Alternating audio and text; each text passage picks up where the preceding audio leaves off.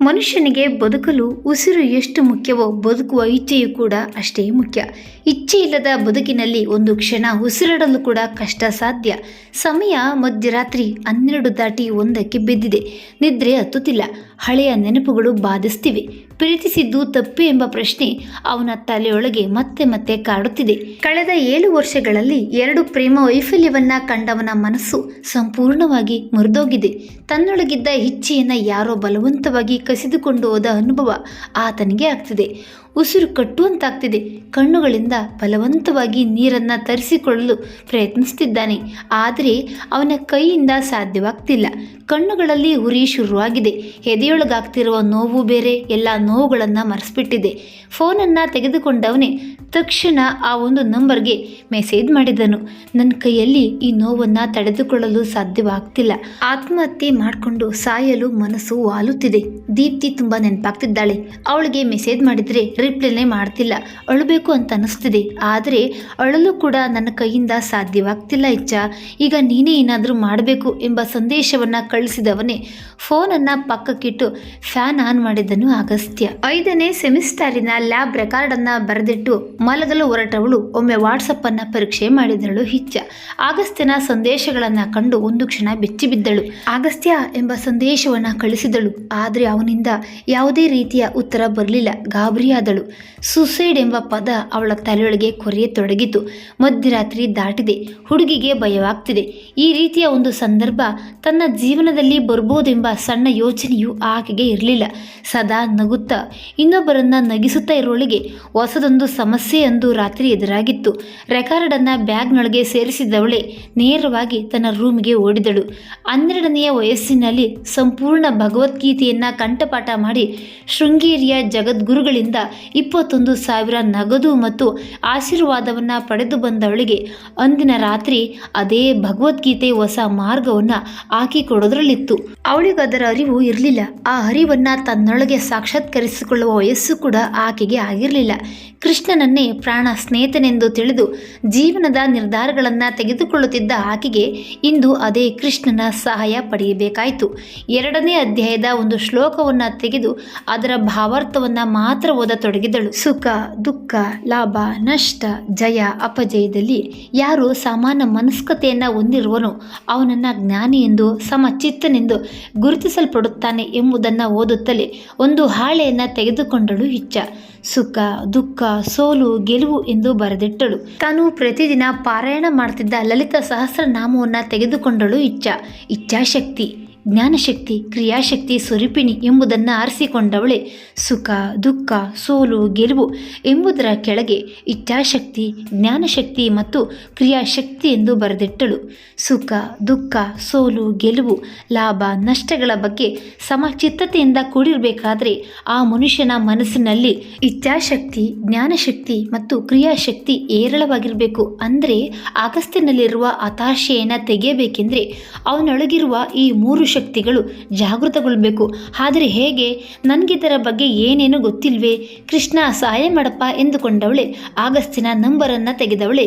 ಎಲ್ಲ ಒಳ್ಳೆಯದಾಗುತ್ತೆ, ನಿನ್ನ ಮೇಲೆ ನಿನಗೆ ನಂಬಿಕೆ ಇರಲಿ ಎಂಬ ಸಂದೇಶವನ್ನು ಕಳಿಸಿ ಮಲಗಲು ಹೊರಟಳು ಹಿಚ್ಚ. ಅತ್ತ ಕಡೆ ಅಗಸ್ತ್ಯನಿಗೆ ನಿದ್ರೆ, ಎಚ್ಚರಗಳ ಅರಿವು ದಿನದಿನಕ್ಕೂ ಕಡಿಮೆಯಾಗತೊಡಗಿತು. ಇತ್ತ ಕಡೆ ತನ್ನ ಸ್ನೇಹಿತನ ದುಸ್ಥಿತಿಯ ಬಗ್ಗೆ ಯೋಚಿಸುತ್ತಾ ರಾತ್ರಿ ಇಡೀ ನಿದ್ದೆ ಮಾಡಲಿಲ್ಲ ಹಿಚ್ಚ. ಮರುದಿನ ಬೆಳಕು ಅರಿಯಲು ಇಚ್ಛ ಇದ್ದವಳೆ ಕಾಲೇಜಿಗೆ ಹೊರಡತೊಡಗಿದ್ದಳು. ಬೆಳಗ್ಗೆ 6:50ಕ್ಕೆ ಬರುವ ಬಸ್ಸನ್ನು ತಪ್ಪಿಸಿಕೊಂಡ್ರೆ ಮತ್ತೊಂದು ಬಸ್ಸು ಬರಲು ಬಹಳ ಹೊತ್ತು ಬೇಕಾಗ್ತಿತ್ತು. ಗಡಿಬಿಡಿಯಲ್ಲಿ ಅರ್ಧರ್ಧ ತಿಂಡಿಯನ್ನು ತಿಂದ್ಕೊಂಡು ಬಸ್ಸನ್ನು ಹಿಡಿದು ಏರಿ ಸೀಟಿಗೆ ಹೊರಗೆ ಕುಳಿತು ಇಯರ್ ಫೋನನ್ನು ಕಿವಿಗೆ ಸಿಕ್ಕಿಸಿಕೊಂಡಳು ಹುಡುಗಿ. ಕಾಲೇಜ್ ಬರೋವರೆಗೂ ಮನಸ್ಸು ಹಲವಾರು ಕಡೆಗೆ ಹರಿದಾಡಿದವು. ಸುತ್ತಲಿನ ಪರಿಸರವನ್ನು ಗಮನಿಸುತ್ತಾ ಅಂದಿನ ತರಗತಿಯೊಳಗೆ ಕಾಲಿಟ್ಟಳು. ಕಣ್ಣುಗಳು ಅಗಸ್ತ್ಯನನ್ನು ಅಪ್ರಯತ್ನವಾಗಿ ಹುಡುಕಿದವು. ಅವನಲ್ಲಿ ಇರಲಿಲ್ಲ. ತುಸು ಗಾಬರಿಯಾದಳು. ಆದರೂ ಅದನ್ನು ವ್ಯಕ್ತಪಡಿಸದೆ ಒಳಗೆ ಬಂದವಳೆ ತನ್ನ ಸೀಟಿಗೆ ಹೋಗಿ ಕುಳಿತಳು. ತಲೆಯೊಳಗೆ ಸೂಸೈಡ್ ಎಂಬ ಪದವೇ ಸುಳಿದಾಡ್ತಿರಲು ಅಂದಿನ ಬೆಳಗಿನ ತರಗತಿಯನ್ನು ಬಂಕ್ ಮಾಡಲು ನಿರ್ಧರಿಸಿದಳು. ಆದರೆ ಅವಳ ಕೈಯಿಂದ ಆ ರೀತಿ ಮಾಡಲು ಸಾಧ್ಯವಾಗಲಿಲ್ಲ. ಶೀಲಾ ಮೇಡಮ್ ವೆರಿ ಲ್ಯಾಗ್ HDL ಪುಸ್ತಕವನ್ನು ಹಿಡಿದುಕೊಂಡು ಒಳ ಬಂದು ಬಾಗಿಲನ್ನು ಹಾಕ್ಬಿಟ್ರು. ಅವರು ಅಟೆಂಡೆನ್ಸ್ ತೆಗೆದುಕೊಳ್ತಿರಲು ಇಚ್ಛ ನಿಧಾನವಾಗಿ ಫೋನಿನ ಮೂಲಕ ಅಗಸ್ತ್ಯನಿಗೆ ಸಂದೇಶವನ್ನು ಕಳಿಸಿದಳು. ಆದರೆ ಅವನ ಕಡೆಯಿಂದ ಯಾವುದೇ ಪ್ರತಿಕ್ರಿಯೆ ಬರಲಿಲ್ಲ. ಸ್ನೇಹಿತರೆಲ್ಲ ಆಗಸ್ತ್ಯನ ಹೆಸರನ್ನ ಹಿಡಿದು ರೇಗಿಸ್ತಿರಲು ಕ್ಲಾಸ್ ರೂಮಿನ ಬಾಗಿಲನ್ನ ತಟ್ಟುವ ಶಬ್ದವಾಯಿತು. ಬಾಗಿಲನ್ನ ತೆರೆಯಲು ಸನ್ನೆ ಮಾಡಿದ್ರು ಮೇಡಮ್. ಒಬ್ಬ ಹುಡುಗ ಹೋಗಿ ಬಾಗಿಲನ್ನ ತೆರೆದನು. ಆಗಸ್ತ್ಯ ಒಳಗೆ ಬಂದನು. ಇಚ್ಛಾ ದೀರ್ಘವಾದ ನಿಟ್ಟುಸಿರನ್ನ ಬಿಟ್ಟವಳೆ ಡೆಸ್ಕಿನ ಮೇಲೆ ಒಂದು ಕ್ಷಣ ತಲೆ ಇಟ್ಟಳು. ತಾನು ಪ್ರತಿದಿನ ಆರಾಧಿಸುವ ಕೃಷ್ಣನಿಗೊಂದು ಧನ್ಯವಾದಗಳನ್ನು ಅರ್ಪಿಸಿದವಳೆ ಅಂದಿನ ತರಗತಿಗಳ ಕಡೆ ಗಮನ ಕೊಟ್ಟಳು. ಮನೆಗೆ ಹೋದವಳೆ ಆಗಸ್ತ್ಯನಿಗೆ ಕರೆ ಮಾಡಿದಳು. ಹೇಳು ಇಚ್ಚ ಎಂದವನ ದನಿಯಲ್ಲಿ ಎಂಥದ್ದೋ ನೋವಿತ್ತು. ಸೂಸೈಡ್ ಮಾಡ್ಕೋತೀನಿ ಅಂತ ಸಂದೇಶ ಕಳಿಸಿದ್ದೆ, ಏನಾಗಿದೆ ನಿಂಗೆ? ನೇರವಾಗಿ ಮತ್ತು ತೀಕ್ಷ್ಣವಾಗಿ ಕೇಳಿದಳು. ಆ ಸಮಯದಲ್ಲಿ ದೀಪ್ತಿ ತುಂಬ ನೆನಪಾಗ್ತಿದ್ದಳು ಕಣೆ. ಆ ಕ್ಷಣ ಮನಸ್ಸು ನನ್ನ ಹಿಡಿತದಲ್ಲಿ ಇರಲಿಲ್ಲ. ನನಗೆ ಈ ಪ್ರಪಂಚನೇ ಬೇಡ ಎನ್ನಿಸುವಷ್ಟು ನೋವು, ಹತಾಶೆ ನನ್ನ ಎದೆಯೊಳಗೆ ತುಂಬಿಕೊಂಡಿತ್ತು ಎಂದವನು ಹೇಳ್ತಿರಲು, ನೋವು, ಹತಾಶೆ ಜೀವನದ ಒಂದು ಭಾಗ ಅಗಸ್ತ್ಯ. ಅದೇ ಜೀವನವಲ್ಲ.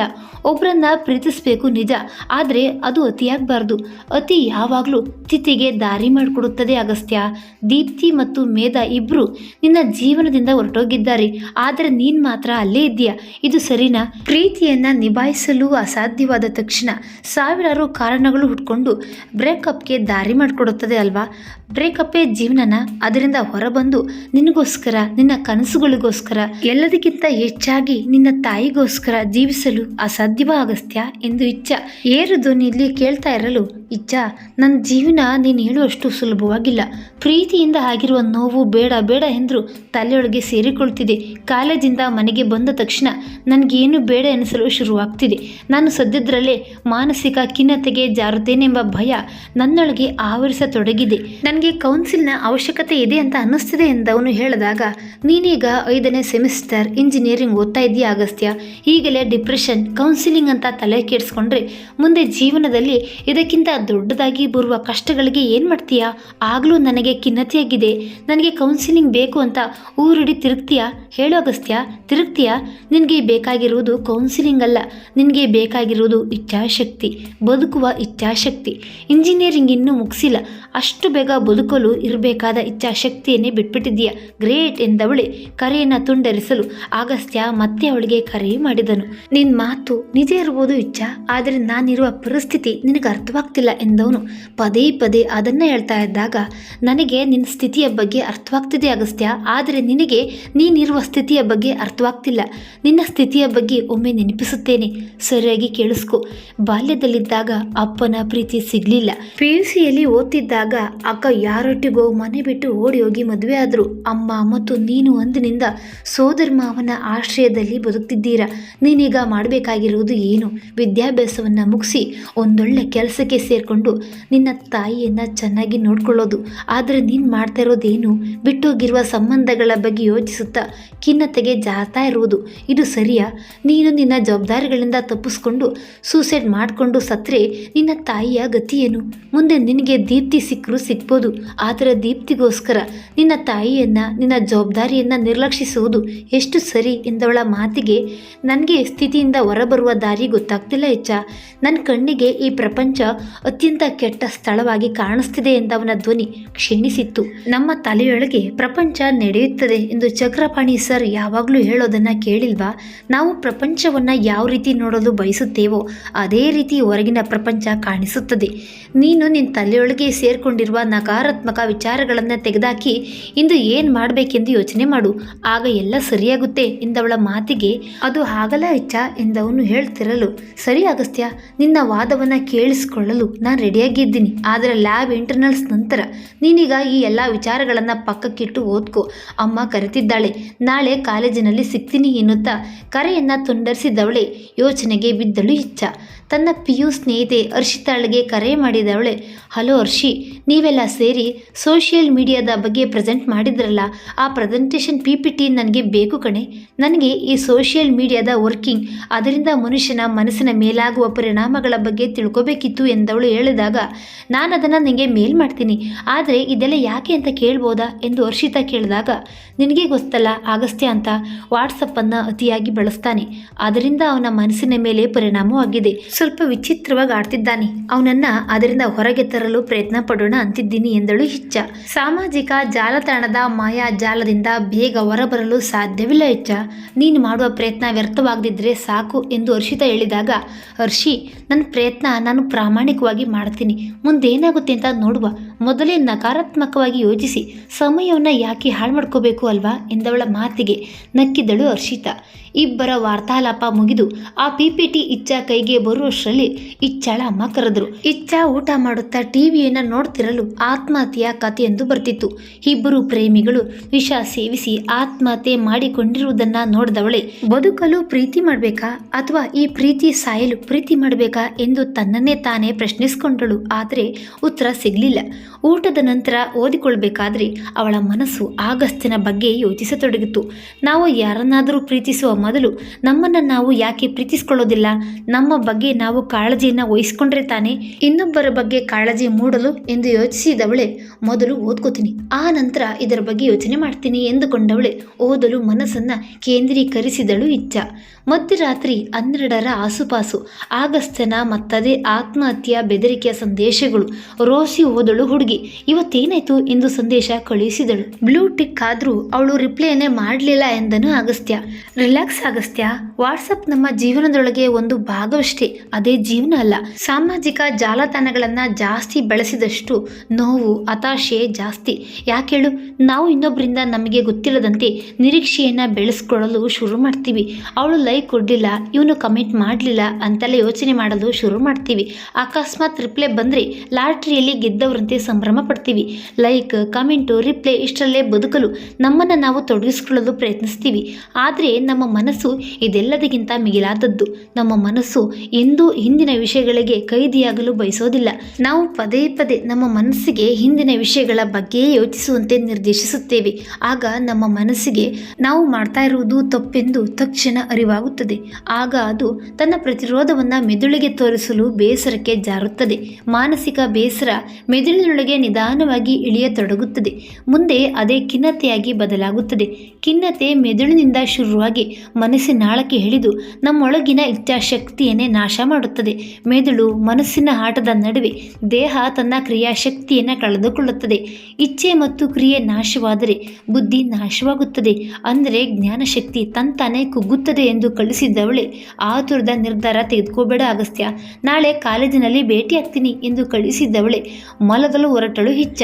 ಮರುದಿನ ಕಾಲೇಜನ್ನು ಮುಗಿಸಿ ಬಂದವಳೆ ಬ್ಯಾಗನ್ನು ಒಂದು ಕಡೆ ಇಟ್ಟು ಸುಸ್ತಾಗಿ ಕುಳಿತುಬಿಟ್ಟಳು ಇಚ್ಛ.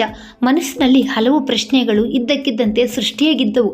ಹರ್ಷಿತಾ ಕಳಿಸಿದ PPTಯನ್ನು ಆಗಸ್ತ್ಯನಿಗೆ ಕಳಿಸಿದಾಗ ಅವನಿಂದ ಯಾವ ರೀತಿಯ ಪ್ರತಿಕ್ರಿಯೆಯೂ ಬರಲಿಲ್ಲ.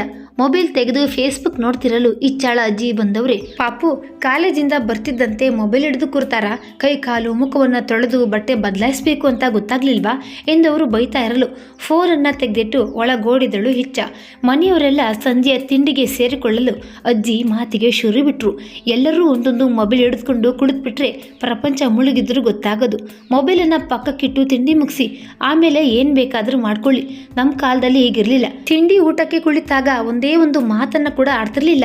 ಮೊಬೈಲ್ ಟಿವಿ ಅಂತೂ ಇರಲೇ ಇಲ್ಲ. ಆಗಿನ ಆಹಾರ ಮತ್ತು ಜೀವನ ಶೈಲಿ ಸರಳವಾಗಿ ಸುಂದರವಾಗಿತ್ತು ಎಂದು ಅಜ್ಜಿ ತಮ್ಮ ಹಳೆಯ ದಿನಗಳನ್ನು ನೆನಪಿಸಿಕೊಂಡು ಹೇಳ್ತಾ ಇರಲು ಇಚ್ಚಾಳ ಸೋದರ ಮಾವ ತಮ್ಮ ಮಾತನ್ನ ಪ್ರಾರಂಭ ಮಾಡಿದ್ರು. ಈಗಿನ ಆಹಾರದಲ್ಲಿ ಕೆಮಿಕಲ್ಸ್ ಜಾಸ್ತಿ, ಜೀವನ ಶೈಲಿಯಲ್ಲಿ ಯಂತ್ರಗಳ ಬಳಕೆ ಜಾಸ್ತಿ, ಅದಕ್ಕೆ ಈ ಪ್ರಪಂಚ ಈ ರೀತಿಯಾಗಿ ಆಗ್ತಿರುವುದು. ಸಂಬಂಧಗಳ ಬೆಲೆಯೇ ಗೊತ್ತಿಲ್ಲ. ಪ್ರೀತಿ ವಿಶ್ವಾಸಗಳು ಕೇವಲ ತೋರಿಕೆಗಷ್ಟೇ ಸೀಮಿತವಾಗಿವೆ ಎಂದವರು ಹೇಳಿದಾಗ ಅಜ್ಜಿ ತಲೆ ಆಡಿಸಿದ್ರು. ಅಜ್ಜಿ ಮತ್ತು ಮಾವನ ಪ್ರತಿಯೊಂದು ಸಂಭಾಷಣೆಯನ್ನ ಕೇಳಿಸ್ಕೊಂಡವಳೆ ತಿಂಡಿಯನ್ನ ತಿಂದು ಬೇಗನೆ ಮುಗಿಸಿದಳು. ಮೊಬೈಲ್ನಲ್ಲಿ ಆಗಸ್ಟಿನ ನಂಬರನ್ನು ತೆಗೆದವಳೆ ಸಂದೇಶ ಕಳಿಸ್ಬೇಕು ಎನ್ನುವಷ್ಟರಲ್ಲಿ ಅವನದ್ದೇ ಸಂದೇಶ ಬಂದಿತ್ತು. ಇವತ್ತು ದೀಪ್ತಿ ರಿಪ್ಲೈ ಮಾಡಿದ್ದಾಳೆ, ಅವಳ ಜೊತೆನೆ ಮಾತಾಡ್ತಿದ್ದೀನಿ, ಟೆಕ್ಸ್ಟ್ ಯು ಲೇಟರ್ ಎಂಬುದನ್ನು ಓದುತ್ತಲೇ ಸರಿ ಎಂದು ಕಳಿಸಿ ಸುಮ್ಮನಾದಳು ಇಚ್ಚ. ಸ್ವಲ್ಪ ಹೊತ್ತಿನ ನಂತರ ಆಗಸ್ಟಿನ ಸಂದೇಶ ಬರಲು ಮೊಬೈಲನ್ನು ಎತ್ಕೊಂಡವಳೆ ನೋಡಿದಳು. ಅವಳು ಒಪ್ಕೋತಿಲ್ಲ ಇಚ್ಚ, ಗೊಂದಲಮಯವಾಗಿ ಮಾತಾಡ್ತಿದ್ದ ಮಾಡಿದ್ದಾಳೆ. ಅವಳು ನನಗೆ ಸಿಗಲಿಲ್ಲವೆಂದರೆ ಬದುಕುವುದಿಲ್ಲ ಎಂದವನು ಎಮೋಜಿಗಳನ್ನು ಒಂದರ ಮೇಲೊಂದರಂತೆ ಕಳಿಸುತ್ತಾ ಹೇಳಿದಾಗ, ಹಗಲೆಲ್ಲ ಬದುಕೋದಿಲ್ಲ ಅಂತ ಯಾಕೆ ಹೇಳ್ತೀಯ ಅಗಸ್ತ್ಯ? ಆತ್ಮಹತ್ಯೆ ಮಾಡಿಕೊಂಡು ಸತ್ತವರು ಏನನ್ನೂ ಸಾಧಿಸಿಲ್ಲ. ನೀನು ಪದೇ ಪದೇ ಒಂದೇ ಮಾತನ್ನ ಹೇಳುವ ಬದಲು ನನ್ನ ಮಾತನ್ನು ಕೇಳು ಎಂದಳು ಹಿಚ್ಚ. ಹೇಳು ಎಂದನು. ಅವನಿಗೆ ದಿಕ್ಕೆ ತೋಚದಂತಾಗಿತ್ತು. ಸಾವೊಂದೇ ಪರಿಹಾರವಾಗಿ ಕಾಣಿಸ್ತಿತ್ತು. ಓದಿನ ಕಡೆಗಿನ ಗಮನ ಸಂಪೂರ್ಣವಾಗಿ ಹೊರಟೋಗಿತ್ತು. ಈ ವಿಷಯಗಳನ್ನೆಲ್ಲ ಗಮನಿಸಿದ ನಂತರವೇ ಇಚ್ಛ ಪರಿಹಾರವೊಂದನ್ನು ಯೋಚಿಸಿದ್ದಳು. ನಾಳೆ ನಾನು ಹೇಳುವ ಸ್ಥಳಕ್ಕೆ ಬರ್ತೀಯ ಅಗಸ್ತ್ಯ? ಲೊಕೇಶನ್ ಪಿನ್ ಕಳಿಸ್ತೀನಿ, ಆ ಸ್ಥಳಕ್ಕೆ ಹೊರಟು ಬಾ ಎಂದವಳೆ ಕರೆಯನ್ನು ತುಂಡರಿಸಿ ಅಗಸ್ತ್ಯನಿಗೆ ಲೊಕೇಶನ್ ಪಿನ್ ಕಳಿಸಿದಳು ಹಿಚ್ಚ. ಮರುದಿನ ಬೆಳಗ್ಗೆ ಹಿಚ್ಚ ಹೇಳಿದ್ದ ಜಾಗಕ್ಕೆ ಅಗಸ್ತ್ಯ ಹಾಜರಾಗಿದ್ದ. ಗುಡ್ ಮಾರ್ನಿಂಗ್ ಸರ್ ಎಂದವಳು ಗಾಜಿನ ಬಾಗಿಲನ್ನು ದಬ್ಬಿಕೊಂಡು ಒಳ ನಡೆಯಲು ಅವಳ ಹಿಂದೆ ಅಗಸ್ತ್ಯ ಕೂಡ ಒಳ ನಡೆದನು. ಅಂಕಲ್, ನಿಮಗೆ ಅಗಸ್ತ್ಯನ ಬಗ್ಗೆ ಹೇಳಿದ್ನಲ್ಲ ಎಂದವಳೆ ಸುಮ್ಮನಾದಳು. ಅವರ ಮುಖದಲ್ಲೊಂದು ಕಿರುನಗೆ ಮೂಡಿತು. ಕೂತ್ಕೊಳ್ಳಪ್ಪ ಎಂದರು. ಅಗಸ್ತ್ಯ, ಇವರು ನನ್ನ ದೊಡ್ಡಪ್ಪ ಡಾಕ್ಟರ್ ರಾಮ್ ಪ್ರಸಾದ್ ಅಂತ. ನಿನಗೇನಾಗ್ತಿದೆ ಅಂತ ಯಾವುದೇ ಸಂಕೋಚವಿಲ್ಲದೆ ಹೇಳ್ಕೋಬಹುದು ಎಂದು ಇಚ್ಛ ನಗುತ್ತಾ ಹೇಳ್ತಿರಲು ಅಗಸ್ತ್ಯ ಗಂಭೀರವಾಗಿ ಅವರ ಕಡೆಗೊಮ್ಮೆ ನೋಡಿದನು. ಟ್ರಿಮ್ ಮಾಡಿಕೊಂಡಿರದ ಗಡ್ಡ, ಹರಡಿರುವ ತಲೆಗೂದಲು, ಕೆಂಪು ಗಣ್ಣುಗಳು ಅವನ ಕಥೆಯನ್ನ ಸ್ಪಷ್ಟವಾಗಿ ಹೇಳ್ತಿತ್ತು. ಕಾಫಿ ಅಥವಾ ಟೀ ಯಾವುದನ್ನ ಆರ್ಡರ್ ಮಾಡಲಿ ಎಂದು ಡಾಕ್ಟರ್ ಪ್ರಸಾದ್ ಅವರಿಬ್ಬರ ಕಡೆ ನೋಡ್ತಾ ಕೇಳಿದಾಗ ಅಗಸ್ತ್ಯ ಏನೂ ಉತ್ತರಿಸಲಿಲ್ಲ. ತಕ್ಷಣ ಇಚ್ಛ, ಏನು ಬೇಡ ಅಂಕಲ್ ಎಂದಳು. ಡಾಕ್ಟರ್ ಪ್ರಸಾದ್ ಸೂಕ್ಷ್ಮ ಸಂಧಿಗ್ರಾಹಿಗಳಾಗಿದ್ರು. ಅಗಸ್ತ್ಯನ ಮೌನದ ಪರಿಭಾಷೆ ಕೂಡ ಅವರಿಗೆ ಅರ್ಥವಾಗ್ತಿತ್ತು. ಅಗಸ್ತ್ಯ, ನಾನೇನು ಮನಃಶಾಸ್ತ್ರಜ್ಞನಲ್ಲ, ನಾನೊಬ್ಬ ಮಕ್ಕಳ ತಜ್ಞ. ನಿಮ್ಮಂತಹ ಮಕ್ಕಳು ಆತ್ಮಹತ್ಯೆಯಂತಹ ನಿರ್ಧಾರ ಮಾಡಲು ಹೊರಟಾಗ ಯಾರಾದರೂ ಒಬ್ಬರು ತಡಿಬೇಕಲ್ವಾ? ನಿನ್ನ ಜೀವನದಲ್ಲಿ ಇಲ್ಲಿವರೆಗೂ ಏನಾಗಿದೆ ಎಂಬುದನ್ನು ನಿಧಾನವಾಗಿ ತಿಳಿಸು. ಕೆಲವೊಂದು ಸಮಯದಲ್ಲಿ ನಮ್ಮ ಮುಂದಿನ ದಾರಿಗೆ ನಾವು ನಡೆದು ಬಂದ ಹಾದಿಯೇ ಪ್ರೇರಕವಾಗಬಹುದು. ಆದರೆ ಪ್ರೇರಣೆಯನ್ನು ಸರಿಯಾದ ಸಮಯಕ್ಕೆ ಕಂಡುಕೊಳ್ಳಲು ಮನಸ್ಸು ನಮ್ಮಲ್ಲಿರಬೇಕಷ್ಟೇ ಎಂದವರೇ ನಗೆ ಬೀರಲು 2 ಕಪ್ ಬಿಸಿ ಬಿಸಿ ಕಾಫಿ ಬಂದಿತು. ಅಗಸ್ತ್ಯ ಒಂದು ಕಪ್ಪನ್ನು ಎತ್ತಿಕೊಂಡವನೇ ತನ್ನ ಕಥೆಯನ್ನು ಹೇಳಲು ಪ್ರಾರಂಭ ಮಾಡ್ದ. ನಾನು ನನ್ನ ತಾಯಿಯ ಗರ್ಭದಲ್ಲಿದ್ದಾಗ ನನ್ನ ತಂದೆ ನನ್ನ ತಾಯಿಯನ್ನು ಬಿಟ್ಟೋದ್ರು. ಉಳಿದ ಮಕ್ಕಳಂತೆ ನಾನು ಕೂಡ ತಂದೆಯ ಪ್ರೀತಿಯನ್ನು ಬಯಸ್ತಿದ್ದೆ. ಆದರೆ ದುರಾದೃಷ್ಟವೂ ಸಿಗಲಿಲ್ಲ. ಅಮ್ಮ, ಅಕ್ಕ ಮತ್ತು ಮಾವಂದಿರ ಚಾಯಿಯಲ್ಲೇ ಬೆಳೆಯತೊಡಗಿದೆ. ದೊಡ್ಡ ಮಾವ PWD ಕಾಂಟ್ರಾಕ್ಟರ್, ಚಿಕ್ಕ ಮಾವ ಡಾಕ್ಟರ್. ದುಡ್ಡಿಗೇನು ಕೊರತೆ ಆಗಲಿಲ್ಲ. ಓದ್ನಲ್ಲಿ ತುಂಬಾ ಚುರುಕಿದ್ದೆ. ಕ್ಲಾಸಿಗೆ ಟಾಪರ್ ಆಗ್ತಿದ್ದೆ. 5ನೇ ತರಗತಿಯಲ್ಲಿದ್ದಾಗ ನನ್ನ ತಂದೆ ನನ್ನ ಮತ್ತು ಅಕ್ಕನನ್ನ ಭೇಟಿಯಾಗಲು ಬಂದರು. ಅಮ್ಮ ಏನು ಹೇಳಲಿಲ್ಲ. ನನ್ನ ಬಾಲ್ಯ ಮರಳಿ ಸಿಗ್ಬೋದೇನೋ ಎಂಬ ಸಣ್ಣ ಆಶಯದೊಂದಿಗೆ ಮೌನ ವಹಿಸಿದ್ದಳೇನೋ ಗೊತ್ತಿಲ್ಲ. ಆದರೆ ನಮ್ಮಪ್ಪ ಮತ್ತೊಮ್ಮೆ ನಮ್ಮೆಲ್ಲರನ್ನ ಬಿಟ್ಟು ಹೊರಟು ಹೋದ್ರು. ಆ ಸಮಯ ಬಹಳ ಕಠಿಣವಾಗಿತ್ತು. ತಂದೆ ಇದ್ದರೂ ತಂದೆಯ ಪ್ರೀತಿಯನ್ನು ಅನುಭವಿಸಲಾಗದಂತಹ ಸ್ಥಿತಿಯಲ್ಲಿ ನಾನಿದ್ದೆ. ಮನೆಯ ಒಳ ಜಗಳಗಳು ನನ್ನ ಮನಸ್ಸನ್ನು ಮತ್ತಷ್ಟು ಕುಗ್ಗಿಸಿದ್ದವು. ಜೀವನ ಹಾಗೆ ಸಾಕ್ತಿತ್ತು. ಆಗ ನಾನು 7ನೇ ತರಗತಿಯನ್ನು ಎಜುಕೇರ್ ಶಾಲೆಯಲ್ಲಿ ಓದ್ತಿದ್ದೆ. ಒಬ್ಬಳು ನ್ಯೂ ಕಮರ್ ಎಂಟ್ರಿ ಆಯಿತು. ಅವಳೇ ದೀಪ್ತಿ. ಅವಳ ಮೇಲೆ ನನಗೆ ಯಾವ ಕ್ಷಣದಲ್ಲಿ ಪ್ರೀತಿ ಆಯಿತು ಎಂಬುದೇ ಗೊತ್ತಾಗಲಿಲ್ಲ. ಚಿಕ್ಕ ವಯಸ್ಸು, ಆಕರ್ಷಣೆ ಇರ್ಬೋದೆಂದು ಭಾವಿಸಿ ಸುಮ್ಮನಾಗಿದ್ದೆ. ಆದರೆ ಅವಳೆಡೆಗಿನ ಸೆಳೆತ ಕಡಿಮೆ ಆಗಲಿಲ್ಲ. ಅಸಹಜ ಬಾಲ್ಯ, ಅಸಹಜ ಆಕರ್ಷಣೆಯ ಕಡೆಗೆ ದಬ್ಬಿತ್ತು. ಓದು ನನಗೆ ತುಂಬ ಮುಖ್ಯವಾಗಿದ್ದ ಕಾರಣ 10ನೇ ತರಗತಿಯವರೆಗೂ ನಾನು ಅವಳ ಬಳಿ ಏನನ್ನು ಹೇಳ್ಕೊಳ್ಳಿಲ್ಲ. ನನ್ನ ಸ್ನೇಹಿತರೆಲ್ಲ ಅವಳ ಹೆಸರನ್ನೇ ಹಿಡಿದು ರೇಗಿಸ್ತಿದ್ರು. ಆಗ ನನ್ನ ಮನಸ್ಸಿಗೆ ಒಳಗಿನಿಂದಲೇ ಸಂತೋಷವಾಗ್ತಿತ್ತು. 10ನೇ ತರಗತಿಯಲ್ಲಿ ಜಿಲ್ಲೆಗೆ 3ನೇವನಾಗಿ ನಾನು ಓದ್ತಿದ್ದ ಶಾಲೆಗೆ ಮೊದಲಿಗನಾಗಿ ಹೊರಬಂದೆ. ಅಮ್ಮ ಮತ್ತು ಅಕ್ಕನಿಗೆ ಬಹಳ ಸಂತೋಷವಾಯಿತು. ಶಾಲೆಯ ವಾರ್ಷಿಕೋತ್ಸವ ಕಾರ್ಯಕ್ರಮಕ್ಕೆ ಆಹ್ವಾನ ಮಾಡಿದ್ರು. ಅಲ್ಲಿ ದೀಪ್ತಿ ಸಿಕ್ಕಿದ್ದಳು. ಮಾತುಕತೆಗಳು ಶುರುವಾದವು. ಮೊದಲು ಸಾಧಾರಣ ಮೆಸೇಜ್ಗಳ ಮೂಲಕ ಅವಳ ಜೊತೆ ಮಾತಾಡ್ತಿದ್ದೆ. ನಂತರ ವಾಟ್ಸಪ್ ಅಂತು. ಮೊದಲು ಎಲ್ಲವೂ ಚೆನ್ನಾಗಿತ್ತು. ನನ್ನ ಪ್ರೀತಿಯನ್ನು ಅವಳೆದುರಿಗೆ ಹೇಳ್ಕೊಂಡಿದ್ದೆ. ಸಂತೋಷದಿಂದಲೇ ಒಪ್ಕೊಂಡಿದ್ದಳು. ಆದರೆ ಇವೆಲ್ಲ ಜಾಸ್ತಿ ದಿನಗಳ ಕಾಲ ಮುಂದುವರೆದಿಲ್ಲ. ನಮ್ಮಿಬ್ಬರ ಮಧ್ಯೆ ಜಗಳಗಳು ಆಗ ತೊಡಗಿದ್ದವು. ಬ್ರೇಕಪ್ ಆಯಿತು. ಎಷ್ಟೋ ರಾತ್ರಿಗಳ ಕಾಲ ನಿದ್ರೆಯನ್ನೇ ಮಾಡಲಿಲ್ಲ. ದೀಪ್ತಿ ಇಲ್ಲದೆ ನನ್ನ ಬದುಕು ಶೂನ್ಯ ಎಂದೆನಿಸಲು ಶುರುವಾಗ್ತಾ ಇರಲು ನನ್ನ ಇನ್ನೊಬ್ಬಳು ಗೆಳತಿ ಮೇಧಾ ಸಿಕ್ಕಿದಳು. ಅವಳ ಜೊತೆ ಮಾತನಾಡತೊಡಗಿದೆ. ಅವಳು ನನ್ನನ್ನು ಇಷ್ಟಪಡ್ತಿರುವ ವಿಷಯವನ್ನು ತಿಳಿಸಿದಳು. ದೀಪ್ತಿ ಇಲ್ಲದೆ ನೋವಿನಿಂದ ಬಳಲುತ್ತಿದ್ದ ನನಗೆ ಮೇಧಾ ಪ್ರೀತಿ ಆಸರೆಯಾಗಿ ದೊರಕಿತು. 6 ತಿಂಗಳಲ್ಲಿ ಅವಳ ಜೊತೆ ಕೂಡ ಬ್ರೇಕಪ್ ಆಯಿತು. ಕಾರಣಗಳು ಹಲವಾರಿದ್ದವು. ಇವುಗಳ ಮಧ್ಯೆ ಫಸ್ಟ್ PUCಯನ್ನು ಮುಗಿಸಿ ಸೆಕೆಂಡ್ PUCಗೆ ಆಗಷ್ಟೇ ಕಾಲಿಟ್ಟಿದ್ದೆ. ಅಕ್ಕನ ಇಂಜಿನಿಯರಿಂಗ್ ಕಂಪ್ಲೀಟ್ ಆಗಿ ಬೆಂಗಳೂರಿನಲ್ಲಿ ಕೆಲಸ ಮಾಡ್ತಿದ್ದೆ. ಮಾಡುತ್ತಿದ್ದಳು. ಅಮ್ಮ ಮತ್ತು ಅವಳ ಪ್ರೀತಿಯಿಂದ ಆ ಸಂದಿಗ್ಧ ಪರಿಸ್ಥಿತಿಯಿಂದ ಹೊರಬರಲು ಪ್ರಯತ್ನಿಸತೊಡಗಿದೆ. ಓದಿನ ಮೇಲೆ ಯಾವುದೇ ರೀತಿಯ ಪರಿಣಾಮ ಬೀರದಂತೆ ನೋಡಿಕೊಳ್ಳತೊಡಗಿದೆ. ಲ್ಯಾಬ್ ಎಕ್ಸಾಮಿನ ಸಮಯವದು. ಹೊರಗಡೆ ಧಾರಾಕಾರವಾಗಿ ಮಳೆ ಸುರಿಯುತ್ತಿತ್ತು. ಊರಿಗೆ ಬಂದಿದ್ದ ಅಕ್ಕ ಮನೆ ಬಿಟ್ಟು ಹೊರಟೋಗಿದ್ದಳು. ನಾನು, ಮಾವ ನಮ್ಮೂರಿನ ಬಸ್ ನಿಲ್ದಾಣ, ರೈಲ್ವೆ ಸ್ಟೇಷನ್ ಎಲ್ಲ ಕಡೆಗೂ ಹುಡುಕಿದೆವು. ಆದರೆ ಅಕ್ಕನ ಸುಳಿವು ಹತ್ತಲಿಲ್ಲ. ಜೀವನದಲ್ಲಿ ಎಲ್ಲ ಸಂಬಂಧಗಳ ನಡುವೆ ಸೋತ ಅನುಭವವನ್ನು ಆ ದಿನ ಆ ಕ್ಷಣ ಅನುಭವಿಸಲು ಶುರು ಮಾಡಿದೆ. ಮನಸ್ಸಿನಲ್ಲಿ ನೋವು, ಗೊಂದಲ, ಹತಾಶೆಗಳೇ ತುಂಬಿಕೊಂಡಿದ್ದವು. ನನ್ನ ಪ್ರೀತಿಯ ಅಕ್ಕ ತನ್ನ ಪ್ರೀತಮನೊಂದಿಗೆ ಓಡೋಗಿದ್ದಳು. ಈ ಘಟನೆಯಾದ ಕೆಲವು ತಿಂಗಳಿನಲ್ಲೇ ಅವಳ ಮದುವೆ ಆಯಿತು. ಮದುವೆಗೆ ನಮ್ಮನ್ನೇ ಕರೆಯಲಿಲ್ಲ. ನೋವಾಯಿತು. ಹೇಳಿಕೊಳ್ಳಲು ಯಾರೂ ಇರಲಿಲ್ಲ. ಅಳಲು ಮನಸ್ಸು ಬರ್ತಿರಲಿಲ್ಲ. ಅಕ್ಕ ಹೋಗ್ತಾ ಇದ್ದಂತೆ ಮನೆಯಲ್ಲಿ ಆಸ್ತಿಗಾಗಿ ಒಳ ಕದನಗಳು ಶುರುವಾದವು. ಅಜ್ಜಿ, ಅಜ್ಜ ಮತ್ತು ದೊಡ್ಡ ಮಾವ ನನ್ನ ಮತ್ತು ಅಮ್ಮನ ಪರವಾಗಿ ನಿಂತರು. ಆ ಕ್ಷಣ ನನ್ನ ಜೀವನದಲ್ಲಿ ಬದುಕುವ ಇಚ್ಛೆ, ಹಠ ಎರಡೂ ಇರಲಿಲ್ಲ. ಆದರೆ ಅಮ್ಮನ ಮುಖವನ್ನು ನೋಡಿಕೊಂಡು ಸುಮ್ಮನಾದೆ. ಆ ವರ್ಷದ ಪರೀಕ್ಷೆಗಳನ್ನು ಬರೆದೆ. CETಯಲ್ಲಿ ಒಳ್ಳೆ ರ್ಯಾಂಕ್ ಬರಲು ಸೂಪರ್ನೋವಾ ಕೋಟಾದಲ್ಲಿ ಅತಿ ಕಡಿಮೆ ದರದಲ್ಲಿ ಇಂಜಿನಿಯರಿಂಗ್ ಕಾಲೇಜಿನಲ್ಲಿ ಪ್ರವೇಶ ಪಡೆದೆ. ಯಾರ ಸಹವಾಸವೂ ಬೇಡವೆಂದು ಯೋಚಿಸುತ್ತಾ ಓದುವ ಕಡೆ ಗಮನ ಹರಿಸಿದೆ. ಆದರೆ ಈ ಬಾರಿ ದೀಪ್ತಿ ಅವಳಾಗಿಯೇ ಬಂದು ನನ್ನ ಮಾತಾಡಿಸಲು ಶುರು ಮಾಡಿದಳು. ಎಷ್ಟಾದರೂ ಮೊದಲ ಪ್ರೀತಿ ನೋಡಿ ಮನಸ್ಸು ಮತ್ತೊಮ್ಮೆ ವಾಲತೊಡಗಿತು. ಆದರೆ ಈ ಬಾರಿ ತುಸು ಜಾಸ್ತಿಯೇ ಅವಳನ್ನು ಹಚ್ಚಿಕೊಳ್ಳತೊಡಗಿದೆ. ಈ 2 ವರ್ಷಗಳು ಅವಳಿಗೇನು ಸಮಸ್ಯೆ ಇರಲಿಲ್ಲ. ನನಗವಳು ಬಾಲ್ಯದ ಸ್ನೇಹಿತೆಯಾಗಿದ್ದ ಕಾರಣ ಅವಳ ಮನೆಗೆ ಹೋಗಿ ಬಂದು ಮಾಡ್ತಿದ್ದೆ. ಸುಮಾರು 2 ತಿಂಗಳ ಕೆಳಗೆ ಮತ್ತೊಮ್ಮೆ ಜಗಳವಾಗಿ ಈಗ ಅವಳು ನನ್ನಿಂದ ಶಾಶ್ವತವಾಗಿ ದೂರ ಆಗಲು ನಿರ್ಧರಿಸಿದ್ದಾಳೆ. ಈ ಹಾವು ಹೇಣಿ ಆಟದಿಂದ ಬೇಸತ್ತಿದ್ದೀನಿ ಅಂಕಲ್. ಸಾವಿನ ಕಡೆಗೆ ಒಲವು ಹೆಚ್ಚಿದೆ ಎಂದವನೇ ಕಾಫಿಯನ್ನು ಈರತೊಡಗಿದ್ದನು. ಇಚ್ಚಳ ಪರಿಚಯ ಯಾವಾಗಾಗಿದ್ದು ಎಂದು ಕೇಳಿದ್ರು ಡಾಕ್ಟರ್ ಪ್ರಸಾದ್. ನಮ್ಮಿಬ್ಬರ ಪರಿಚಯ ತುಂಬಾ ವಿಚಿತ್ರವಾಗಿದ್ದು ಅಂಕಲ್. ಇಚ್ಚಳ ವರ್ಕ್ಶಾಪ್ ಡೈರಿಯನ್ನ ಕಾಲೇಜಿನವರಲ್ಲೇ ಯಾರೋ ಕದ್ಬಿಟ್ಟಿದ್ರು. ಇಚ್ಚಳ ಸ್ನೇಹಿತೆ ನನ್ನ ಮೇಲೇನೆ ಆರೋಪವನ್ನು ಹೊರಿಸಿದಳು. ಆ ಸಮಯದಲ್ಲಿ ಇಚ್ಚಾ ಮೊದಲ ಬಾರಿಗೆ ಕಾಲೇಜಿನ ಗುಂಪಿನಿಂದ ನನ್ನ ನಂಬರನ್ನು ತೆಗೆದುಕೊಂಡು ಮಾತಾಡಿಸಿದಳು. ಪರಿಚಯ ಸ್ನೇಹವಾಯಿತು. ನಾವಿಬ್ಬರು ತುಂಬಾ ಒಳ್ಳೆಯ ಸ್ನೇಹಿತರು ಅಂಕಲ್. ಇಚ್ಚಾ ಬಳಿ ಹೇಳದ ವಿಷಯವೇ ಇಲ್ಲ. ದೀಪ್ತಿ ನನ್ನ ಪ್ರೀತಿಯಾದರೆ ಇಚ್ಚಾ ನನ್ನ ನಂಬಿಕೆಯಾಗಿದ್ದಾಳೆ. ನನ್ನ ಮನಸ್ಸಿನಲ್ಲಿ ಆಗುವ ತಳಮಳಗಳಿಗೆ ಇಚ್ಚಾ ಬಳಿ ಉತ್ತರ ಎದ್ದೇ ಇರುತ್ತದೆ. 2 ತಿಂಗಳಿನಿಂದ ದೀಪ್ತಿ ವಿಷಯದಲ್ಲಿ ತಲೆಕೆಡಿಸಿಕೊಂಡಿರುವ ನನ್ನನ್ನು ಆ ವಿಷಯದಿಂದ ಹೊರ ತೆಗೆಯಲು ಪ್ರಯತ್ನಿಸುತ್ತಿದ್ದಾಳೆ. ಆದರೆ ನನಗೆ ಆ ಸ್ಥಿತಿಯಿಂದ ಹೊರಬರಲು ಸಾಧ್ಯವಾಗ್ತಿಲ್ಲ ಎಂದವನೇ ಕಾಫಿಯ ಕಪ್ಪನ್ನು ಟೇಬಲ್ ಮೇಲಿಟ್ಟನು. ಡಾಕ್ಟರ್ ಪ್ರಸಾದ್ ಇಚ್ಚಾ ಕಡೆ ನೋಡಿದವರೇ, ಏನಾದರೂ ಹೇಳಲು ಬಯಸ್ತೀಯಾ ಎಂದು ಕೇಳಿದ್ರು. ಅಂಕಲ್, ಸುಮಾರು 2 ತಿಂಗಳಿಂದ ಅಗಸ್ತ್ಯನಿಗೆ ವಿವಿಧ ರೀತಿಯಲ್ಲಿ ಸಮಾಧಾನ ಮಾಡಲು ಪ್ರಯತ್ನಿಸುತ್ತಿದ್ದೀನಿ. ಕಳೆದ ವಾರದವರೆಗೂ ಸರಿಯಾಗಿ ಇದ್ದನು.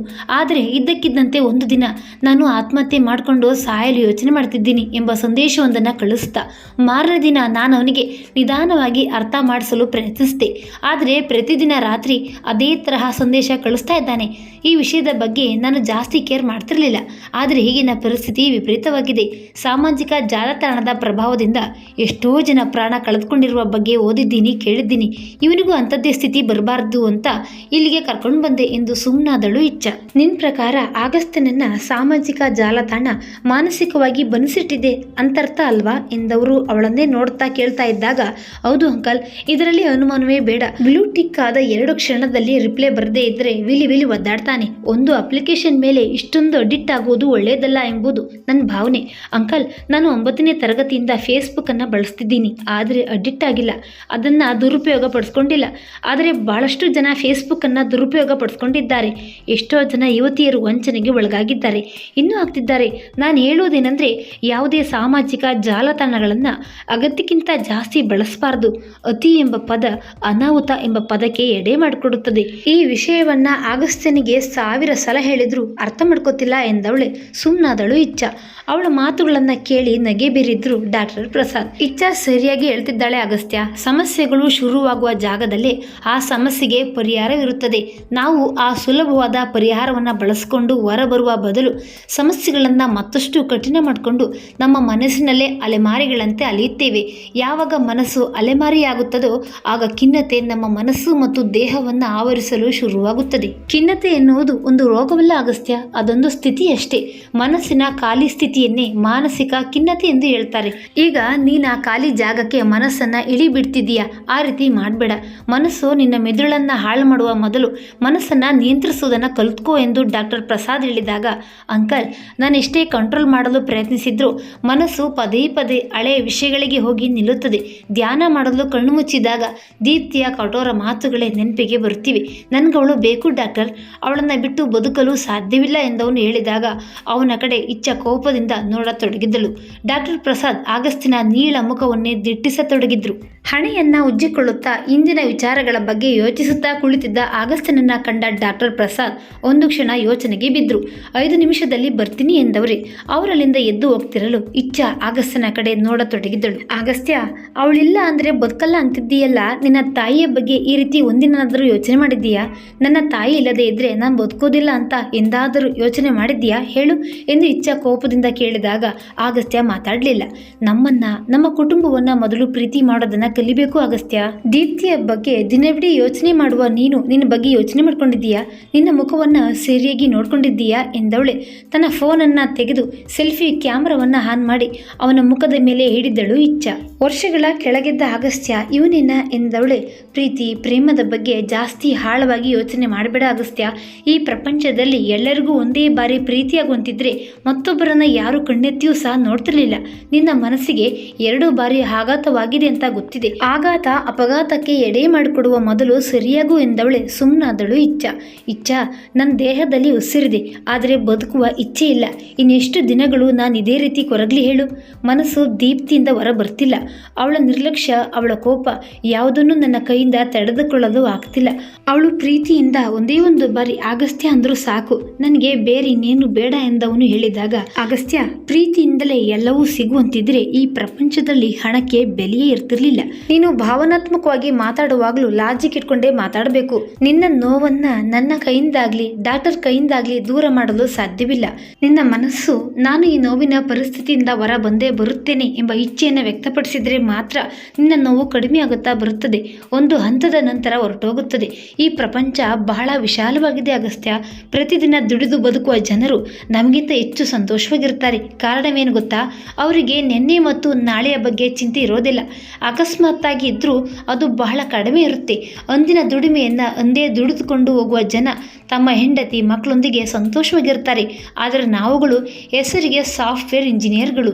ಸಾವಿರಾರು ರೂಪಾಯಿಗಳ ಸಂಬಳವನ್ನು ಸಂಪಾದಿಸಿದ್ರು ಯಾರದ್ದೋ ಮಾತಿಗೆ ಕೃತಿಗೆ ಬೇಸರಗೊಂಡು ಖಿನ್ನತೆಗೆ ಸುಲಭವಾಗಿ ಜಾರ್ಬಿಡ್ತೀವಿ. ನೀನು ಅದೇ ರೀತಿ ಆಡ್ತಿದ್ದೀಯ. ಕಾಲ ಮಿಂಚುವ ಮೊದಲು ನಿನ್ನ ಬೆಲೆಯನ್ನು ನೀನೇ ಅರ್ಥ ಮಾಡ್ಕೋ. ನಮ್ಮ ಬೆಲೆ ನಮ್ಮ ಕುಟುಂಬಕ್ಕೆ ಬಿಟ್ಟು ಮತ್ತಾರಿಗೂ ತಿಳಿದಿರುವುದಿಲ್ಲ. ಯೋಚನೆ ಮಾಡು ಎಂದವಳೆ ಬಾಗಿಲಿನ ಕಡೆಗೆ ನೋಡಿದಳು. ಡಾಕ್ಟರ್ ಪ್ರಸಾದ್ ವಾಪಸ್ ಬಂದವರೇ, ಇಚ್ಛಾ, ನೀನು ಮತ್ತು ಅಗಸ್ತ್ಯ ಈಗಲೇ ಈ ವಿಳಾಸಕ್ಕೆ ಹೊರಡಿ. ಡಾಕ್ಟರ್ ಮನೋಹರ್ ಪೈ ಈ ಊರಿನ ಹೆಸರಾಂತ ಮನಃಶಾಸ್ತ್ರಜ್ಞರು. ಅವರು ನಡೆಸುವ ಕೌನ್ಸಿಲಿಂಗ್ ಕಾರ್ಯಕ್ರಮಗಳು ತುಂಬಾ ಫೇಮಸ್. ಅಗಸ್ತ್ಯ ಅವರ ಜೊತೆಗೊಮ್ಮೆ ಮಾತಾಡಲಿ ಎಂದವರೇ ನಗೆ ಬೀರಿದ್ದರು. ಥ್ಯಾಂಕ್ಸ್ ಅಂಕಲ್, ನಿಮ್ಮಿಂದ ಬಹಳ ಸಹಾಯವಾಯಿತು. ನಾವೀಗಲೇ ಡಾಕ್ಟರ್ ಮನೋಹರ್ ಸರ್ ಬಳಿ ಹೋಗ್ತೀವಿ. ಮಾನಸಿಕ ಕಾಯಿಲೆಯನ್ನ ನಿರ್ಲಕ್ಷ್ಯ ಮಾಡುವುದಿಲ್ಲ ಎಂದವಳೆ ಅಲ್ಲಿಂದ ಹೊರಡ್ತಾ ಇರಲು ಅಗಸ್ತ್ಯ ಇಚ್ಛಾಳೆ ಕಡೆ ನೋಡುತ್ತಾ, ನನಗೆ ಮಾನಸಿಕ ಕಾಯಿಲೆ ಇದೆ ಅಂತ ಹೇಳ್ತಿದ್ದೀಯಾ ಎಂದು ಗಂಭೀರವಾಗಿ ಕೇಳ್ದ. ನನ್ಗೆ ಗೊತ್ತಿಲ್ಲ, ನಾನು ಡಾಕ್ಟರ್ ಅಲ್ಲ, ಇಂಜಿನಿಯರ್. ನಿನ್ನ ಮನಸ್ಸಿಗೆ ನಿನ್ನ ವಿಷಯದ ಬಗ್ಗೆ ಖಂಡಿತ ಗೊತ್ತಿರುತ್ತೆ. ಅದಕ್ಕೊಮ್ಮೆ ಕೇಳು ಎಂದವಳೆ ಮೆಟ್ಟಿಲುಗಳನ್ನು ಇಳಿಯತೊಡಗಿದಳು ಇಚ್ಛ. ಮನಸ್ಸಿಗೆ ಕೇಳೋದಾ ಎಂದವನು ತಲೆಗೂದಲನ್ನ ಸರಿ ಮಾಡಿಕೊಳ್ಳುತ್ತಾ ಕೇಳ್ತಾ ಇರಲು, ಹೌದು, ನಿನಗೊಂದು ಮನಸ್ಸಿದ್ರೆ ಖಂಡಿತ ಅದು ನಿನ್ನ ಪ್ರಶ್ನೆಗೆ ಉತ್ತರ ಕೊಡುತ್ತೆ.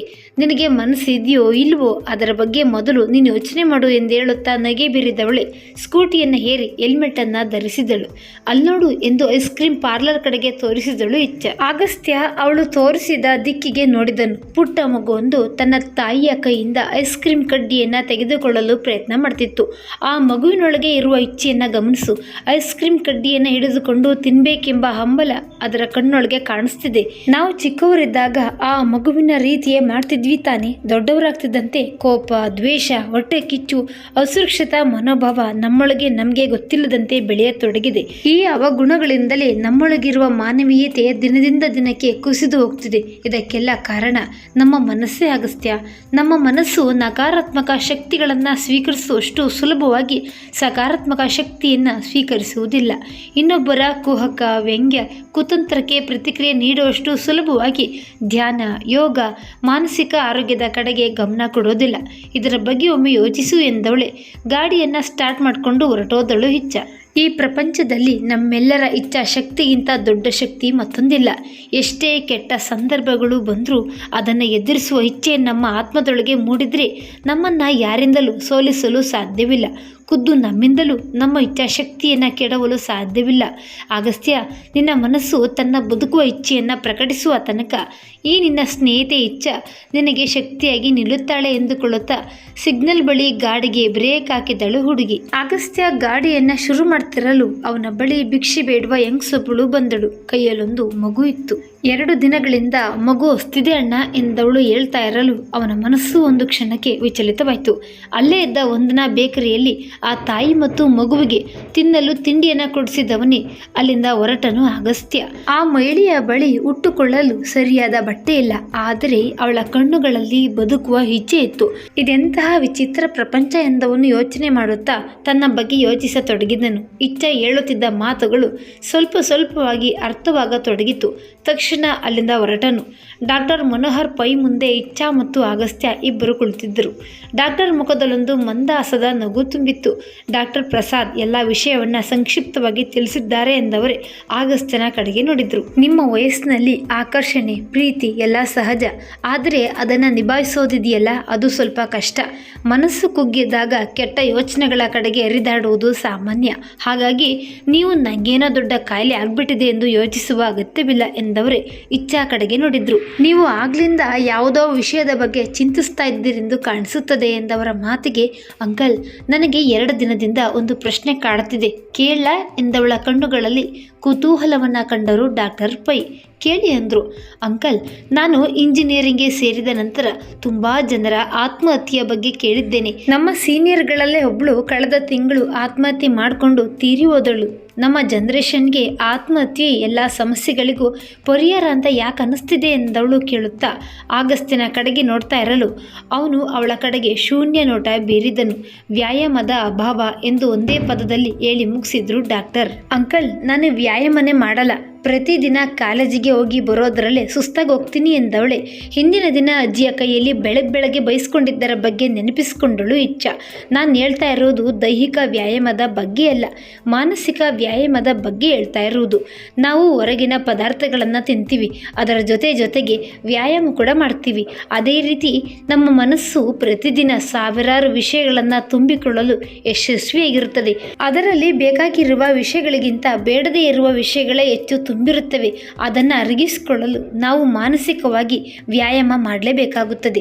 ಮಾನಸಿಕ ವ್ಯಾಯಾಮಗಳನ್ನು ಹಲವಾರು ಜನ ಮಾಡ್ತಾರೆ, ನಾವು ಅವರಿಂದ ಕಲಿತುಕೊಂಡು ಮನೆಯಲ್ಲಿ ಅಭ್ಯಾಸ ಮಾಡಬೇಕು. ಮಾನಸಿಕ ವ್ಯಾಯಾಮಗಳಲ್ಲಿ ಪ್ರತಿನಿತ್ಯದ ಪ್ರಾರ್ಥನೆ ಮೊದಲನೆಯ ಸ್ಥಾನವನ್ನು ಪಡೆಯುತ್ತದೆ.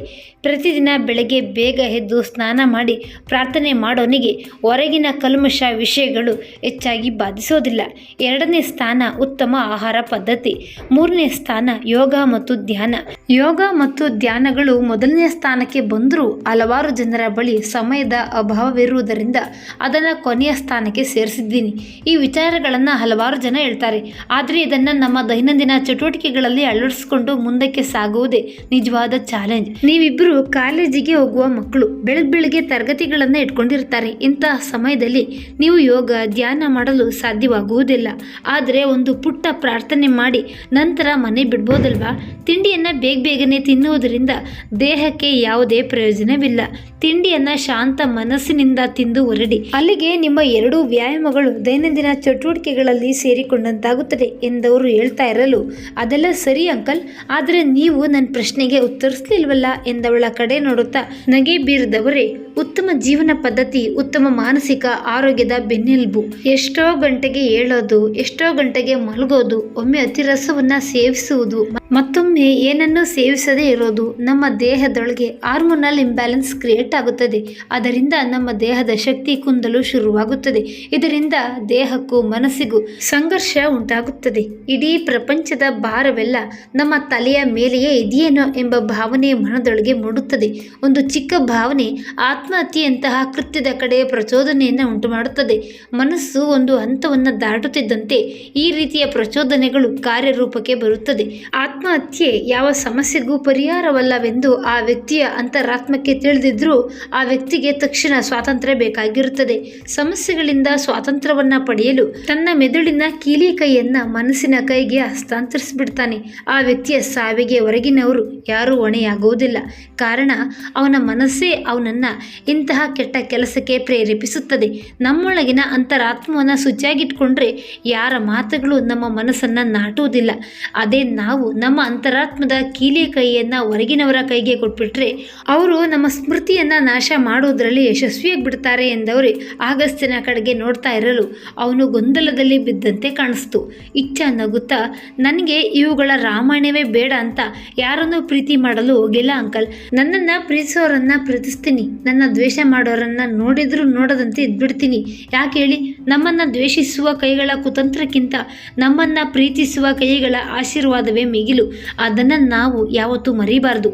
ಜೊತೆಗೆ ನಮ್ಮನ್ನು ನಾವು ಎಂದು ಕುಗ್ಗಿಸ್ಕೊಳ್ಬಾರ್ದು. ನಮ್ಮನ್ನು ನಾವು ಪ್ರೀತಿಸ್ಕೋಬೇಕು. ನಮ್ಮ ಬಗ್ಗೆ ನಾವು ಕಾಳಜಿಯನ್ನು ಹೊಂದಿರಬೇಕು. ಆಗಷ್ಟೇ ಈ ಪ್ರಪಂಚ ಸುಂದರವಾಗಿ ಕಾಣಿಸಲು ಸಾಧ್ಯ. ಇನ್ನೊಬ್ಬರ ಕೆಟ್ಟ ಕರ್ಮ ನಮ್ಮ ಕರ್ಮವನ್ನು ಹಾನಿಗೊಳಿಸಬಾರ್ದಲ್ವಾ ಅಂಕಲ್ ಎಂದವಳು ನಗುತ್ತಾ ಕೇಳ್ತಾ ಇರಲು, ಸತ್ಯವಾದ ಮಾತುಗಳನ್ನು ಆಡ್ತಿದ್ದೀಯಾ ಪುಟ್ಟ. ಅದಕ್ಕೆ ತಾನೇ ಶ್ರೀಕೃಷ್ಣ ಗೀತೆಯಲ್ಲಿ ಹೇಳಿರುವುದು, ನೀನು ಕೇವಲ ಕರ್ಮವನ್ನು ಮಾಡುತ್ತಾ ಹೋಗು, ಫಲಗಳ ಚಿಂತೆಯನ್ನು ಬಿಟ್ಬಿಡು ಅಂತ. ಅವನ ಮಾತಿನಂತೆ ನಡೆದರೆ ನೀರ ಮೇಲಿನ ಗುಳ್ಳೆಯಂತೆ ಎಲ್ಲರೂ ಇರ್ತಾ ಇದ್ರು. ಆದರೆ ಹಾಗಿಲ್ವೇ? ಈಗ ನಿನ್ನ ಸ್ನೇಹಿತನನ್ನೇ ನೋಡು. ಬಂದ ಕ್ಷಣದಿಂದ ಒಂದೇ ಒಂದು ಮಾತನ್ನು ಸರಿಯಾಗಿ ಆಡಿಲ್ಲ. ಚಿಂತೆ ಯೋಚನೆ ಮಾಡುವ ವಯಸ್ಸ ಇದು. ಜೀವನದ ಪ್ರತಿ ಕ್ಷಣವನ್ನು ಆನಂದಿಸುತ್ತಾ ಮಜಾ ಮಾಡುವ ವಯಸ್ಸು ಇದು. ಬ್ರಹ್ಮಚಾರಿ ಜೀವನ ಮುಂದೆ ಬಯಸಿದ್ರೂ ಸಿಗೋದಿಲ್ಲ ಅಗಸ್ತ್ಯ. ಮನಸ್ಸಿನ ಆಟಕ್ಕೆ ಬಲಿಯಾಗಬೇಡ. ಜೀವನವನ್ನು ಆದಷ್ಟು ಜೀವಿಸಲು ಇಚ್ಛಿಸು. ನಿನ್ನ ಇಚ್ಛಾಶಕ್ತಿಯ ಮುಂದೆ ಯಾವ ಶಕ್ತಿಯೂ ದೊಡ್ಡದಲ್ಲ. ಸ್ವಾಮಿ ವಿವೇಕಾನಂದರು ಒಂದು ಮಾತನ್ನು ಹೇಳಿದ್ದಾರೆ ಅಗಸ್ತ್ಯ, ನಾವು ನಮ್ಮ ಮನಸ್ಸಿನೊಳಗೆ ಹಠವನ್ನು ಒತ್ತು ನಿಂತರೆ ಈ ಜಗತ್ತನ್ನೇ ಗೆಲ್ಲಬಹುದು ಅಂತ. ನೀನು ನಿನ್ನ ಹಠದಿಂದ ಜಗತ್ತನ್ನು ಗೆಲ್ಲದಿದ್ದರೂ ನಿನ್ನ ಮನಸ್ಸನ್ನು ಗೆಲ್ಬೋದಲ್ವೇ ಎಂದವರು ಅಗಸ್ತ್ಯನನ್ನೇ ನೋಡುತ್ತಾ ನಗೆ ಬೀರಿದ್ರು. ಕಮಾನ್ ಅಗಸ್ತ್ಯ, ಜಗತ್ತನ್ನು ಗೆದ್ದು ತೋರಿಸು. ನಿನ್ನ ಮನಸ್ಸು ಎಷ್ಟು ಗಟ್ಟಿ ಇದೆ ಎಂಬುದನ್ನು ಎಲ್ಲರಿಗೂ ತೋರಿಸು ಎಂದು ತಮಾಷೆಯಾಗಿ ನಗುತ್ತಾ ಹೇಳ್ತಾ ಇರಲು ಅಗಸ್ತ್ಯ ಇಚ್ಛೆಯ ಕಡೆಗೆ ನೋಡುತ್ತಾ ಸಣ್ಣದಾಗಿ ಮುಗುಳ್ನಗೆ ಬೀರಿದನು. ಡಾಕ್ಟರ್ ಮನೋಹರ್ ಅಗಸ್ತ್ಯನ ಕಡೆಗೆ ಗಂಭೀರವಾಗಿ ನೋಡುತ್ತಾ, ಲವ್ ಫೇಲ್ಯೂರ್ ಆಗಿದೆ ಅಂತ ದುರಭ್ಯಾಸದ ಕಡೆಗೇನಾದರೂ ಮನಸ್ಸು ಮಾಡಿದ್ಯಾ? ಸಿಗರೇಟ್, ಡ್ರಿಂಕ್ಸ್ ಇತ್ಯಾದಿ ಎಂದು ಕೇಳಿದಾಗ ಇಲ್ಲ ಅಂಕಲ್ ಎಂದವನೇ ಸುಮ್ಮನಾದನು. ಗುಡ್, ಲವ್ ಫೇಲ್ಯೂರ್ ಆಯಿತು ಅಂತ ಕೂಡಲೇ ಬಾರಿಗೆ ಹೋಗಿ ಕುಡಿಯುತ್ತಾ ಕಾಲ ಕಳೆಯುವ ಎಷ್ಟೋ ಜನರನ್ನ ನಾನು ನೋಡಿದ್ದೀನಿ. ಕೆಲವರನ್ನ ಅವರಿರುವ ಪರಿಸ್ಥಿತಿಯಿಂದ ಹೊರಗೆ ತೆಗೆಯಲು ಪ್ರಯತ್ನಿಸಿದ್ದೀನಿ. ಆದರೆ ಈ ಕುಡಿತದ ಚಟವಿದೆಯಲ್ಲ, ಅದನ್ನು ಅಷ್ಟು ಸುಲಭವಾಗಿ ಬಿಡಿಸಲು ಸಾಧ್ಯವಿಲ್ಲ. ಇತ್ತೀಚೆಗೆ ಸಾಮಾಜಿಕ ಜಾಲತಾಣವೂ ಕೂಡ ದುರಭ್ಯಾಸದ ಭಾಗವಾಗಲು ಪ್ರಯತ್ನಿಸುತ್ತಿದೆ. ಸಾಮಾಜಿಕ ತಾಣಗಳನ್ನು ನಾವು ಬೆಳೆಸುವ ಮೇಲೆ ಡಿಪೆಂಡ್ ಆಗಿರುವ ಕಾರಣ ಅದರ ಸಾಧಕ ಬಾಧಕಗಳನ್ನು ಮೊದಲೇ ಅರಿತು ಮುಂದುವರಿಯುವುದು ಉತ್ತಮ ಎಂದವರೇ ತನ್ನ ಸೀಟಿನಿಂದ ಎದ್ದು ಕಿಟಕಿಯ ಬಳಿ ಹೋಗಿ ನಿಂತರು.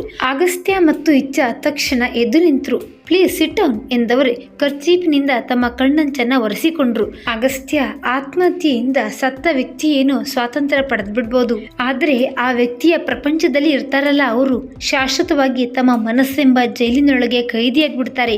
ಅವರನ್ನ ಆ ಜೈಲಿನಿಂದ ಬಿಡಿಸಲು ಯಾರಿಂದಲೂ ಸಾಧ್ಯವಿಲ್ಲ ಎಂದವರೇ ನೀವಿಬ್ಬರು ನನ್ನ ಜೊತೆ ಬನ್ನಿ ಎಂದು ಅವರಿಬ್ಬರನ್ನ ಅಲ್ಲಿಂದ ಕರೆದುಕೊಂಡು ಹೋದ್ರು. ವಿಶಾಲವಾದ ಆಸ್ಪತ್ರೆಯ ಕಾರಿಡಾರ್ ಶಾಂತಿಯಿಂದ ತುಂಬಿತ್ತು. ಡಾಕ್ಟರ್ ಮನೋಹರ್ ಒಂದು ವಾರ್ಡಿನ ಬಳಿ ಕರೆದುಕೊಂಡು ಹೋದವರೇ ಅಲ್ಲಿ ಮಲಗಿದ್ದಾಳಲ್ಲ ಅವಳು ನನ್ನ ಹೆಂಡತಿ ಎಂದು ತೋರಿಸಿದ್ರು. ಅಗಸ್ತ್ಯ ಮತ್ತು ಇಚ್ಛಾ ಇಬ್ಬರು ಅಚ್ಚರಿಯಿಂದ ಮುಖವನ್ನು ನೋಡಿಕೊಂಡ್ರು. ನನ್ನ ಮಗಳು ನಿಮ್ಮದೇ ವಯಸ್ಸಿನಲ್ಲಿ ಇರಬೇಕಾದ್ರೆ ಯಾರನ್ನೋ ಪ್ರೀತಿ ಮಾಡಿದಳು. ಅವನು ಕೈ ಕೊಟ್ಟನೆಂದು ತಿಳಿದ ದಿನವೇ ಆತ್ಮಹತ್ಯೆಗೆ ಶರಣಾಗ್ಬಿಟ್ಲು. ಅವಳ ದೇಹ ಫ್ಯಾನಿಗೆ ನೇತಾಡ್ತಿತ್ತು. ಈ ದೃಶ್ಯವನ್ನು ನೋಡಿದ ನನ್ನ ಹೆಂಡತಿ ಅಂದಿನಿಂದ ಸಂಪೂರ್ಣವಾಗಿ ಬದಲಾಗ್ಬಿಟ್ಟಳು. ಘಟನೆಯಾಗಿ 10 ವರ್ಷಗಳು ಕಳೆದ್ರು ನನ್ನ ಹೆಂಡತಿ ಇನ್ನೂ ಅಲ್ಲೇ ಇದ್ದಾಳೆ. ಹಲವಾರು ಟ್ರೀಟ್ಮೆಂಟ್ ಕೊಡಿಸಿದ್ರು ಅವಳಲ್ಲೇನು ಬದಲಾವಣೆ ಕಾಣಲಿಲ್ಲ. ಸತ್ತವಳಿಗೆ ಆ ಹುಡುಗನ ಬಗ್ಗೆ ಕಾಳಜಿ ಇದ್ದಷ್ಟೇ ಕಾಳಜಿ ತನ್ನ ಹೆತ್ತ ತಂದೆ ತಾಯಿಯ ಮೇಲೂ ಇದ್ದಿದ್ರೆ ಇಂದು ನಾವೆಲ್ಲ ಸುಖವಾಗಿ ಸಂತೋಷವಾಗಿರ್ತಿದ್ದೆವು. ಈ ದೊಡ್ಡ ಪ್ರಪಂಚಕ್ಕೆ ನಾವುಗಳು ಏನು ಅಲ್ಲದಿರ್ಬೋದು, ಆದರೆ ನಮ್ಮ ಮನೆಯವ್ರಿಗೆ ಅವ್ರಿಗೆ ನಾವೇ ಪ್ರಪಂಚ ಆಗಿರ್ತೀವಿ ಅಲ್ವೇ? ಅಗಸ್ತ್ಯ, ನಿನ್ನ ನಿರ್ಧಾರ ತಪ್ಪು ಅಥವಾ ಸರಿ ಎಂದು ನಾನು ಜಡ್ಜ್ ಮಾಡೋದಿಲ್ಲ.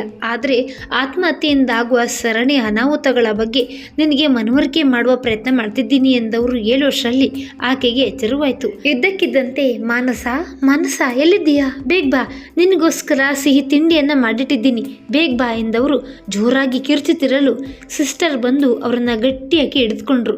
ನನ್ನ ಮಾನಸ ನಂಗೆ ಬೇಕು, ನನ್ನ ಮಗಳು ನಂಗೆ ಬೇಕು ಎಂದವರು ಅಳುತ್ತಾ ಹೇಳ್ತಿರಲು ಸಿಸ್ಟರ್ ಅವರನ್ನ ಸಮಾಧಾನ ಪಡಿಸಲು ನೋಡಿದ್ರು. ಪರಿಸ್ಥಿತಿ ಕೈ ಮೀರಿದಾಗ ಚುಚ್ಚುಮದ್ದಿನಿಂದ ಔಷಧಿಯೊಂದನ್ನು ಚುಚ್ಚಿದ್ರು. ಅವರು ನಿಧಾನವಾಗಿ ಮಲಗುತ್ತಿರಲು ಆಗಸ್ತಿನ ಮುಖದಲ್ಲಿ ಬೆವರಿನ ಹನಿಗಳು ಮೂಡತೊಡಗಿದವು. ತಾನೇನಾದ್ರೂ ಆತ್ಮಹತ್ಯೆ ಮಾಡಿಕೊಂಡು ಸತ್ರೆ ತನ್ನ ತಾಯಿಯ ಜೊತೆಯೂ ಇದೇ ರೀತಿ ಆಗ್ಬೋದಲ್ವೇ ಎಂದವನು ಯೋಚಿಸುತ್ತಾ ಕಾರಿಡಾರ್ನಲ್ಲಿದ್ದ ಚೇರ್ ಒಂದರಲ್ಲಿ ಹೋಗಿ ಕೂರಲು ಇಚ್ಛಾ ಮತ್ತು ಡಾಕ್ಟರ್ ಮನೋಹರ್ ಅವನ ಬಳಿ ಹೋದ್ರು. ಇದು ಒಂದು ಉದಾಹರಣೆ ಅಷ್ಟೇ ಅಗಸ್ತ್ಯ. ಈ ರೀತಿಯ ಕೋಟ್ಯಾಂತರ ಉದಾಹರಣೆಗಳು ನಮ್ಮ ಸುತ್ತಮುತ್ತಲಿನ ಸಮಾಜದಲ್ಲಿ ಪ್ರತಿನಿತ್ಯ ನಡೀತಾ ಇರುತ್ತೆ. ನಮಗೆ ಅವುಗಳ ಬಗ್ಗೆ ಅರಿವು ಇರೋದಿಲ್ಲ ಅಷ್ಟೇ. ಮಾನಸಿಕ ಆರೋಗ್ಯ ಯಾಕೆ ಮುಖ್ಯ ಎಂದು ಯಾರಾದರೂ ಕೇಳಿದರೆ ಅವರನ್ನ ಈ ಆಸ್ಪತ್ರೆಗೆ ಕರೆದುಕೊಂಡು ಬನ್ನಿ. ಮಾನಸಿಕ ಅಸ್ವಸ್ಥತೆ ಹೊಂದಿದ ಮನುಷ್ಯ ಮೃಗದಷ್ಟು ವ್ಯಾಘ್ರನಾಗ್ಬೋದು, ಕೆಲವೊಮ್ಮೆ ಆಗದೆಯೂ ಇರ್ಬೋದು. Depends on the patients mood. ಒಂದು ಸಣ್ಣ ಮಗುವನ್ನ ನೋಡ್ಕೊಳ್ಳೋಷ್ಟು ಕಾಳಜಿ ಮತ್ತು ಸ್ನೇಹ ಇವರಿಗೆ ಮಾಡಬೇಕಾಗುತ್ತದೆ. ಕೆಲವರು ಒಂದಿಷ್ಟು ವರ್ಷಗಳ ನಂತರ ಸರಿಯಾಗ್ಬೋದು, ಆದರೆ ಕೆಲವೊಬ್ರು ಜೀವನ ಪರ್ಯಂತ ಸರಿಯಾಗುವುದಿಲ್ಲ. ಈ ರೀತಿ ಮಾನಸಿಕ ರೋಗಿಗಳನ್ನ ನೋಡಬಾರ್ದು ಎಂದ್ರೆ ನಾವೆಲ್ಲ ಸೇರಿಕೊಂಡು ಮಾನಸಿಕ ಆರೋಗ್ಯದ ಬಗ್ಗೆ ನಮ್ಮವರಿಗೆ, ನಮ್ಮ ಸುತ್ತಮುತ್ತಲಿನವರಿಗೆ ತಿಳಿಸ್ಕೊಡ್ಬೇಕು. ನಮ್ಮ ಜೊತೆ ಒಬ್ಬರು ಕೆಟ್ಟದಾಗಿ ವರ್ತಿಸ್ತಿದ್ದಾರೆ ಅಂದರೆ ನಾವು ಅವ್ರ ಜೊತೆ ಅದೇ ರೀತಿ ವರ್ತಿಸ್ಬೇಕು ಅಂತೇನಿಲ್ಲ. ಕರುಣೆ ಮತ್ತು ಶಾಂತಿಯಿಂದ ಸಂದರ್ಭವನ್ನು ನಿಭಾಯಿಸಬೇಕು. ಅಗಸ್ತ್ಯ, ನಿನ್ನ ಜೊತೆ ಬದುಕಲು ಆ ಹುಡುಗಿಗೆ ಇಷ್ಟವಿಲ್ಲ ಅಂದರೆ ಅವರನ್ನು ಅವ್ರ ಪಾಡಿಗೆ ಬಿಟ್ಬಿಡು. ಸತ್ಯವನ್ನು ಇರುವಂತೆಯೇ ಸ್ವೀಕರಿಸಲು ಪ್ರಯತ್ನಿಸು. ಸ್ವೀಕಾರ ಮತ್ತು ಕರುಣೆ ಮನುಷ್ಯನನ್ನು ಎಂತಹ ಸಂದರ್ಭದಿಂದಲೂ ಹೊರಬರಲು ಸಹಾಯ ಮಾಡುತ್ತದೆ ಎಂಬ ಸಂಗತಿಯನ್ನು ಎಂದಿಗೂ ಮರಿಬೇಡ. ಕೆಲವೊಮ್ಮೆ ನಮ್ಮದಲ್ಲದ ತಪ್ಪುಗಳಿಗೆ ನಮ್ಮನ್ನು ದೋಷಿಗಳಂತೆ ಈ ಸಮಾಜ ಬಿಂಬಿಸಲು ಪ್ರಯತ್ನಿಸುತ್ತದೆ. ಆಗ ನೀನು ತಿರುಗಬೇಕಾಗಿರುವುದು ಪ್ರಪಂಚದ ಕಡೆಗಲ್ಲ, ನೀನು ತಿರುಗಬೇಕಾಗಿರುವುದು ನಿನ್ನ ಅಂತರಂಗದ ಕಡೆಗೆ. ನೀನು ಸರಿಯಾಗಿದ್ದೀಯಾ ಎಂಬ ನಂಬಿಕೆ ನಿನ್ನಲ್ಲಿದ್ದರೆ ಯಾರಿಗೂ ಏನನ್ನು ಸಮಜಾಯಿಸಿ ಹೇಳುವ ಅಗತ್ಯ ಬರುವುದಿಲ್ಲ. ನಿನ್ನ ಸ್ಥಿತಿಯಿಂದ ನಿಂತು ಯೋಚಿಸಿದರೆ ಆ ಇಬ್ಬರು ಹುಡುಗಿಯರದ್ದೇ ತಪ್ಪು ಎಂದೆನಿಸುತ್ತದೆ. ಅವರಿಬ್ಬರ ಕಡೆಯಿಂದ ನೋಡಿದರೆ ನಿನ್ನಲ್ಲಿನ ತಪ್ಪುಗಳು ಕಾಣಬಹುದು. ನೀನೀಗ ಮಾಡಬೇಕಾಗಿರುವುದು ಒಂದೇ, ಹಿಂದಿನ ಜೀವನಕ್ಕೆ ವಿದಾಯವನ್ನೇ ಹೇಳಿ ಹೇಗಿನ ಜೀವನವನ್ನು ಒಪ್ಕೊಳ್ಳೋದು ಎಂದವರ ಮಾತುಗಳನ್ನು ಕೇಳದವನೇ ಪ್ರಯತ್ನ ಪಡ್ತೀನಿ ಅಂಕಲ್ ಎನ್ನುತ್ತಾ ನಗೆ ಬೀರಿದನು. ಅವನ ಬೆನ್ನನ್ನು ತಡ್ತವರೇ, ಪ್ರಯತ್ನ ಪಡು, ಎಲ್ಲಿಯವರೆಗೆ ಗೆಲುವು ನಿನ್ನದಾಗುವುದಿಲ್ವೋ ಅಲ್ಲಿಯವರೆಗೂ ಪ್ರಯತ್ನಿಸುತ್ತಲೇ ಇರು ಎನ್ನುತ್ತಾ ನಗೆ ಬೀರಿದ್ರು ಡಾಕ್ಟರ್ ಮನೋಹರ್. ಇಚ್ಛಾ ಮಾತ್ರ ತನ್ನದೇ ಲೋಕದಲ್ಲಿ ಮುಳುಗಿದ್ದಳು. ಏನಾಯ್ತು ಇಚ್ಛಾ ಎಂದು ಡಾಕ್ಟರ್ ಮನೋಹರ್ ಕೇಳ್ತಿರಲು, ಅಂಕಲ್, ನಮ್ಮೊಳಗಿನ ಮನಸ್ಸನ್ನು ಸದಾ ತಿಳಿಯಗಿಸ್ಕೊಂಡ್ರೆ ಹೊರಗಿನ ಪ್ರಪಂಚ ಎಷ್ಟು ಸುಂದರವಾಗಿ ಕಾಣ್ತದೆ ಅಲ್ವಾ? ಅದನ್ನೇ ನಾನೀಗ ಅನುಭವಿಸ್ತಿದ್ದೆ. ಇನ್ನೊಬ್ಬರ ಜೊತೆ ರೇಸಿನಲ್ಲಿ ಓಡುತ್ತಾ ಜೀವನದ ಸಣ್ಣ ಸಣ್ಣ ಖುಷಿಗಳನ್ನು ಇಷ್ಟು ವರ್ಷಗಳ ಕಾಲ ಕಳ್ಕೊಂಡ್ಬಿಟ್ಟಿದ್ದೆ. ಆದರೆ ಇನ್ಮೇಲಿಂದ ಕಳೆದುಕೊಳ್ಳುವುದಿಲ್ಲ, ತಾಳ್ಮೆಯಿಂದ ಇರ್ತೀನಿ ಎಂದವಳೆ. ಆಗಸ್ತಿನ ಕಡೆ ನೋಡುತ್ತಾ, ಅಂಕಲ್ ಹೇಳಿರುವ ಮಾತನ್ನು ಸರಿಯಾಗಿ ಪಾಲಿಸು ಅಗಸ್ತ್ಯ ಎಂದವಳೆ. ಡಾಕ್ಟರ್ ಕಡೆ ತಿರುಗಿ, ಅಂಕಲ್, ಮುಂದಿನ ವಾರ ಬರ್ತೀವಿ, ಇವನಲ್ಲಿ ಎಷ್ಟು ಬದಲಾವಣೆ ಆಗಿದೆ ಅಂತ ನೀವೇ ಹೇಳಬೇಕು ಎಂದು ನಗುತ್ತಾ ಹೇಳಿದಳು ಇಚ್ಛಾ. ಯು ಆರ್ ಆಲ್ವೇಸ್ ವೆಲ್ಕಮ್ ಎಂದರು ಡಾಕ್ಟರ್ ಮನೋಹರ್. ಆಗಸ್ತ್ಯ ಮತ್ತು ಇಚ್ಛಾ ತಮ್ಮ ತಮ್ಮ ಬ್ಯಾಗ್ಗಳನ್ನು ಹೆಗಲಿಗೇರಿಸಿಕೊಂಡು ಮನೆ ಕಡೆಗೆ ಹೊರಟರು. ಇಚ್ಛಾ ಮನೆಗೆ ಬಂದವಳೆ ಕೈ ಕಾಲುಗಳನ್ನು ಸ್ವಚ್ಛವಾಗಿ ತೊಳೆದುಕೊಂಡು ಓದಲು ಕುಳಿತಳು. ಮನಸ್ಸಿನ್ನು ಡಾಕ್ಟರ್ ಮನೋಹರ್ ಅವರ ಮಾತುಗಳಲ್ಲೇ ಮುಳುಗಿತ್ತು. ಅಂದಿನಿಂದ ಸಕಾರಾತ್ಮಕತೆಯನ್ನು ಬೆಳೆಸಿಕೊಳ್ಳಲು ಪ್ರಾರಂಭಿಸಿದಳು. ಒಂದು ವಾರದಲ್ಲಿ ಆಗಸ್ತ್ಯ ಸ್ವಲ್ಪವೇ ಹಸನ್ಮುಖಿಯಾಗಿ ಬದಲಾದನು.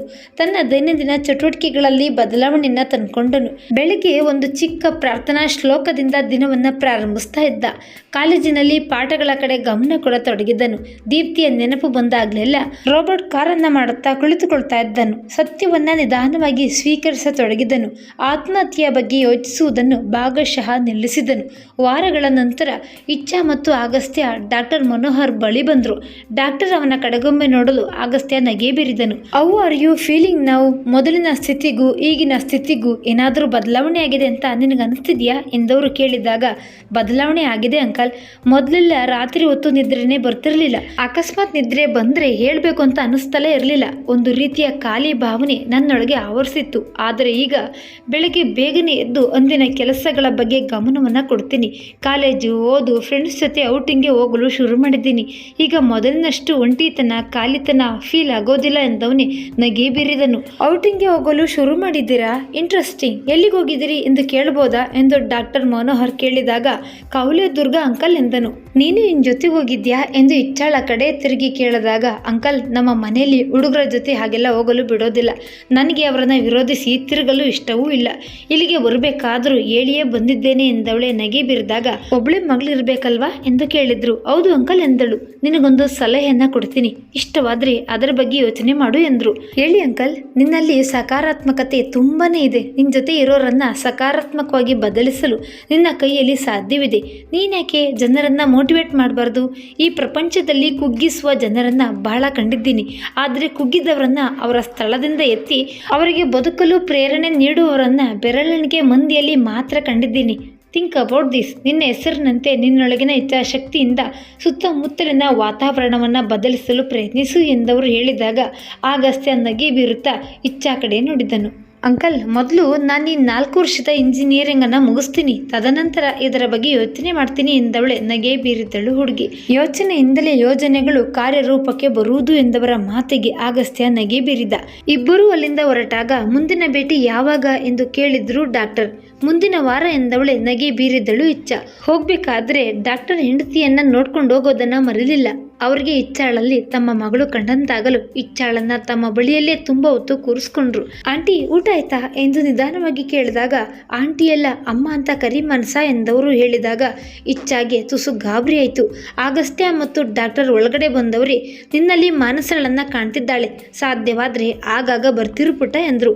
ಖಂಡಿತ ಅಂಕಲ್, ನನಗೆ ಈ ಮನಃಶಾಸ್ತ್ರದ ಬಗ್ಗೆ ತುಂಬಾ ಕುತೂಹಲವಿದೆ.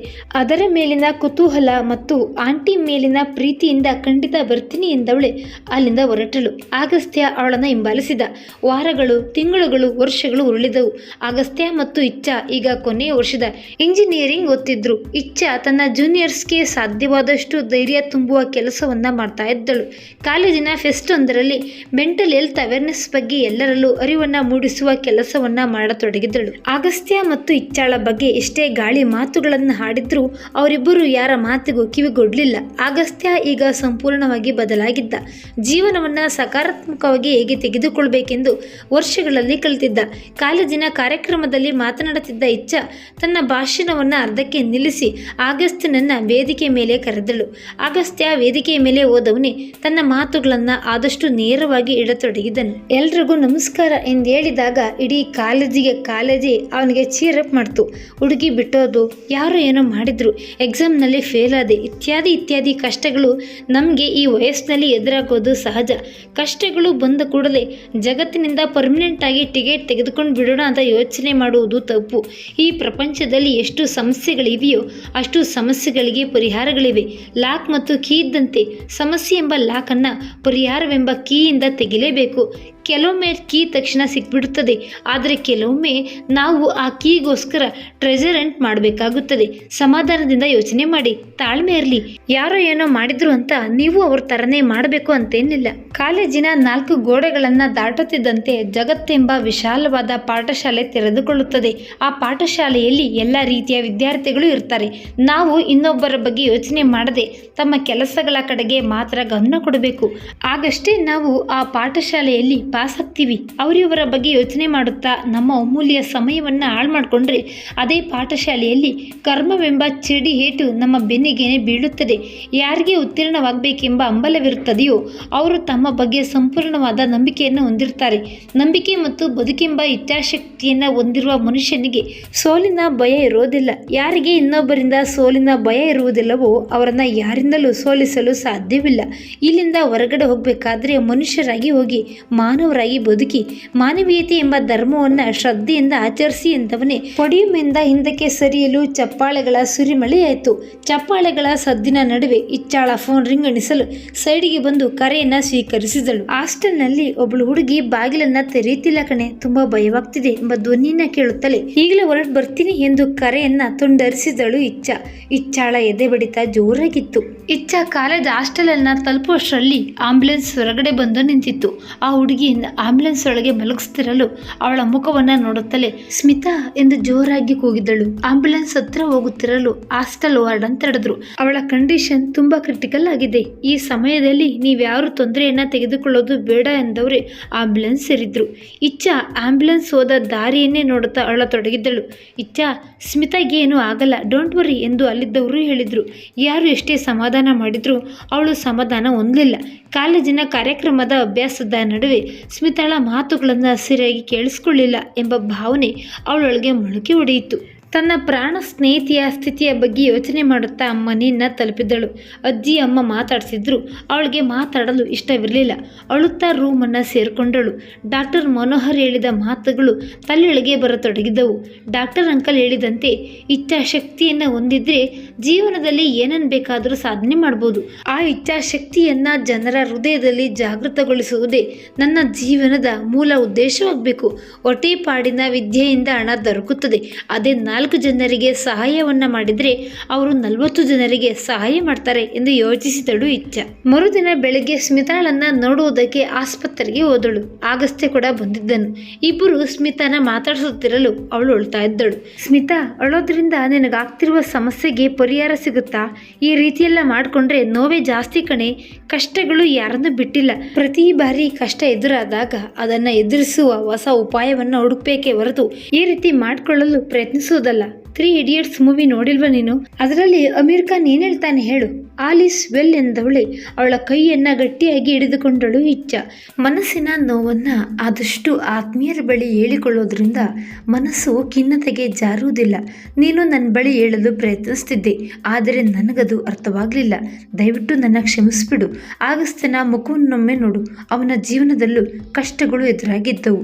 ಅವನೀಗ ಆ ಸ್ಥಿತಿಯಿಂದ ಹೊರಬಂದು ಒಳ್ಳೆಯ ಜೀವನವನ್ನ ನಡೆಸ್ತಿಲ್ವಾ ಎಂದವಳೆ ಅವಳ ಕೈಯನ್ನ ಸವರಿದಳು ಇಚ್ಛಾ. ಜೀವನದಲ್ಲಿ ಪ್ರತಿಯೊಂದಕ್ಕೂ ಸಮಯವನ್ನು ಕೊಡಬೇಕು ಸ್ಮಿತಾ. ಸಮಯ ಕೊಡೋದ್ರಿಂದ ನಮ್ಮ ಮಾನಸಿಕ ಸ್ಥಿತಿಯ ಬಗ್ಗೆ ನಮಗೆ ಅರಿವಾಗತೊಡಗುತ್ತದೆ. ನಮ್ಮ ಜೊತೆ ಸದಾ ಒಳ್ಳೆಯ ಘಟನೆಗಳೇ ಘಟಿಸ್ಬೇಕೆಂದೇನಿಲ್ಲ. ಆದರೆ ಆ ಘಟನೆಯಿಂದ ನಾವು ಕುಗ್ಗದೆ ಛಲ ಬಿಡದೆ ನಮ್ಮ ಗುರಿಯನ್ನು ತಲುಪುವುದೇ ನಿಜವಾದ ಜೀವನ. ನಿನ್ನ ಬಗ್ಗೆ, ನಿನ್ನ ಸ್ಥಿತಿಯ ಬಗ್ಗೆ ಹೊರಗಿನವರು ಏನೇ ಹೇಳಿದ್ರು ಅದು ನಿನಗೆ ತೊಂದರೆ ಕೊಡಬಾರ್ದು. ಕಾರಣ ನಿನ್ನೊಳಗಿನ ಸಂಘರ್ಷದ ಬಗ್ಗೆ ಅವ್ರಿಗೇನು ತಿಳಿದಿರುವುದಿಲ್ಲ. ನೀನು ನಿನ್ನ ಮನಸ್ಸು ಮತ್ತು ಮೆದುಳಿನ ಮಾತನ್ನ ಮಾತ್ರ ಕೇಳಿಸ್ಕೋಬೇಕು. ಮನಸ್ಸಿಗೆ ಏನಾದರೂ ನೋವಾದರೆ ದೇಹ ತಕ್ಷಣ ಕರೆಗಂಟೆ ಹೊಡೆಯುತ್ತದೆ. ಆ ಕರೆಗಂಟೆಯನ್ನು ಆಲಿಸಿಕೊಂಡು ಮನಸ್ಸನ್ನ ಸರಿಪಡಿಸಿಕೊಂಡ್ರೆ ದೇಹದ ಆರೋಗ್ಯವು ಸುರಕ್ಷಿತವಾಗಿರುತ್ತದೆ. ಚೆನ್ನಾಗಿ ರೆಸ್ಟ್ ಮಾಡು. ಹಾಗೆ ಮರೆಯದೆ ಸಮಯವನ್ನ ಕೊಡು ಎಂದು ಆಗಸ್ತ್ಯ ಹೇಳಿದಾಗ ಇಚ್ಛಾ ನಗೆ ಬೀರಿದಳು. ನೀನೀಗ ಚೆನ್ನಾಗಿ ರೆಸ್ಟ್ ಮಾಡು. ನಿನ್ನ ಬಗ್ಗೆ ಮೊದಲು ನಿನಗೆ ಕಾಳಜಿ ಇರಬೇಕು. ಬೇರೆ ಯಾರೋ ನನ್ನ ಬಗ್ಗೆ ಕಾಳಜಿ ವಹಿಸ್ಲಿ ಎಂಬ ಭಾವನೆಯನ್ನ ಮನಸ್ಸಿನಿಂದ ತೆಗೆದಾಕ್ಬಿಡು. ಬೇರೆಯವರು ಎಂದಿಗೂ ಬೇರೆಯವರೇ ಎಂಬ ಮಾತನ್ನ ಸದಾ ನೆನಪಿನಲ್ಲಿಡ್ಕೋ ಎಂದವಳೆ ಅಲ್ಲಿಂದ ಹೊರಬಂದಳು ಇಚ್ಛಾ. ಆಗಸ್ತ್ಯ ಹೊರಬಂದವನೇ, ಇಚ್ಛಾ, ನನಗೆ ವಿಪ್ರೋ ಕಂಪನಿಯಲ್ಲಿ ಜಾಬ್ ಆಯಿತು ಎಂದವನು ಸಂತೋಷದಿಂದ ಹೇಳುತ್ತಿರಲು, ಕಂಗ್ರಾಟ್ಸ್ ಅಗಸ್ತ್ಯ, ಪಾರ್ಟಿಯಲ್ಲಿ ಎಂದು ಕೇಳಿದಳು ಇಚ್ಛಾ. ಇದೇ ತಿಂಗಳ ಕೊನೆಯಲ್ಲಿ ರಿಪೋರ್ಟ್ ಮಾಡ್ಕೋಬೇಕಂತೆ. ಪರೀಕ್ಷೆಗಳು ಮುಗಿಯುತ್ತಿದ್ದಂತೆ ಬೆಂಗಳೂರಿಗೆ ಹೊರಡ್ತಿದ್ದೀನಿ ಎಂದವನ ಕಡೆ ನೋಡುತ್ತಾ, ಆಲ್ ದ ಬೆಸ್ಟ್ ಅಗಸ್ತ್ಯ, ನನಗೂ ಜಾಬ್ ಆಗಿದೆ. ಬೆಂಗಳೂರಿಗೆ ಮುಂದಿನ ತಿಂಗಳು ಹೊರಡ್ತಿದ್ದೀನಿ ಎಂದವಳೆ ನಗೆ ಬೀರಿದಳು. ಸಾಧ್ಯವಾದರೆ ಟಚ್ನಲ್ಲಿ ಇರು ಇಚ್ಛಾ. ನಿನಗೆ ಮೊಬೈಲ್ ಬಳಕೆ ಅಂದರೆ ಅಷ್ಟಕ್ಕಷ್ಟೇ ಎಂದು ನನಗೆ ಗೊತ್ತಿದೆ. ಆದರೂ ಇದು ನನ್ನ ಕಡೆಯಿಂದ ನಿನಗೆ ಬರ್ತಿರುವ ಕಡೆಯ ರಿಕ್ವೆಸ್ಟ್ ಅಂತ ತಿಳ್ಕೊ. 4 ವರ್ಷಗಳ ಈ ಸುಂದರ ಕಾಲೇಜಿನ ಪಯಣದಲ್ಲಿ ನನ್ನ ಸ್ನೇಹಿತೆಯಾಗಿದ್ದವಳು ನೀನು. ಮುಂದೆ ಕೂಡ ಆಗಿರ್ತೀಯಾ ಎಂಬ ನಂಬಿಕೆ ನನ್ನಲ್ಲಿದೆ. ನಾನು ಖಂಡಿತವಾಗಿ ನಿನ್ನ ಮಿಸ್ ಮಾಡ್ಕೋತೀನಿ ಎಂದವನು ಭಾವನಾತ್ಮಕವಾಗಿ ಹೇಳುತ್ತಿರಲು, ನಾನು ಅಷ್ಟೇ ಅಗಸ್ತ್ಯ. ನೀನು ಅನುಭವಿಸಿದ ಕಷ್ಟಗಳನ್ನು ಒಂದಿನ ಎಲ್ಲಾದರೂ ಬರೆದಿಡ್ತೀನಿ. ಆತ್ಮಹತ್ಯೆ ಯಾವ ಸಮಸ್ಯೆಗೂ ಪರಿಹಾರ ಅಲ್ಲ ಅಂತ ಆದಷ್ಟು ಜನರಿಗೆ ತಿಳಿಸಲು ಪ್ರಯತ್ನಿಸ್ತೀನಿ.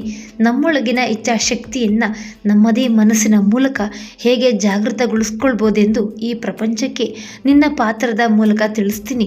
ಖಿನ್ನತೆಯನ್ನು ಮಾತ್ರೆಗಳ ಮೂಲಕವೇ ತೆಗಿಬೇಕು ಅಂತಿಲ್ಲ.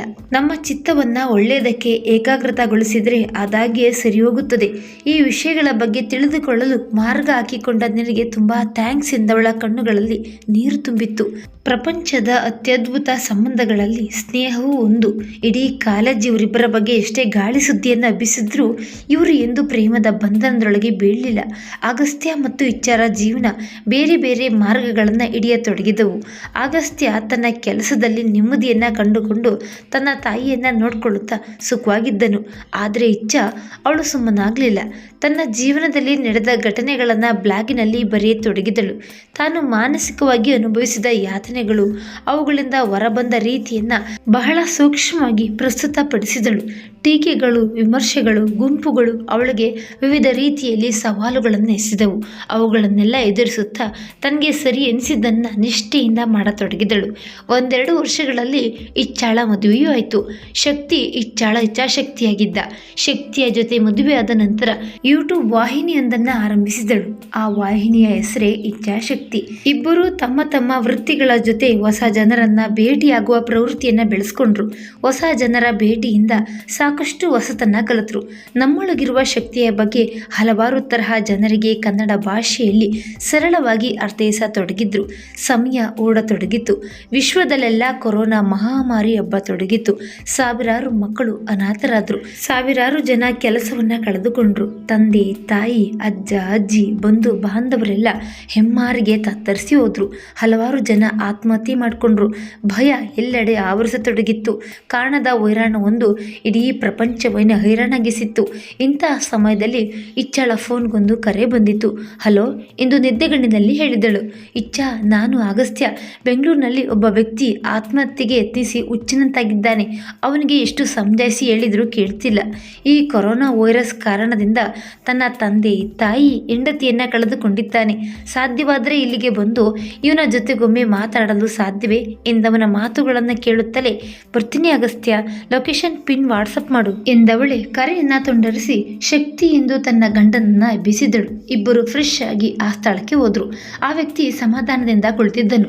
ಅಗಸ್ತ್ಯ ಸನ್ನೆ ಮಾಡಲು ಇಚ್ಛಾ ನಿಧಾನವಾಗಿ ಅಲ್ಲಿದ್ದ ಚೇರಿನ ಮೇಲೆ ಬಂದು ಕೂರುತ್ತಿರಲು ಆ ವ್ಯಕ್ತಿ ಇದ್ದವನೇ ವಾಜನ್ನ ತೆಗೆದು ಅವಳೆಡೆಗೆ ಎಸೆದನು. ಇಚ್ಛಾ ತಕ್ಷಣ ಪಕ್ಕಕ್ಕೆ ಸರಿದಳು.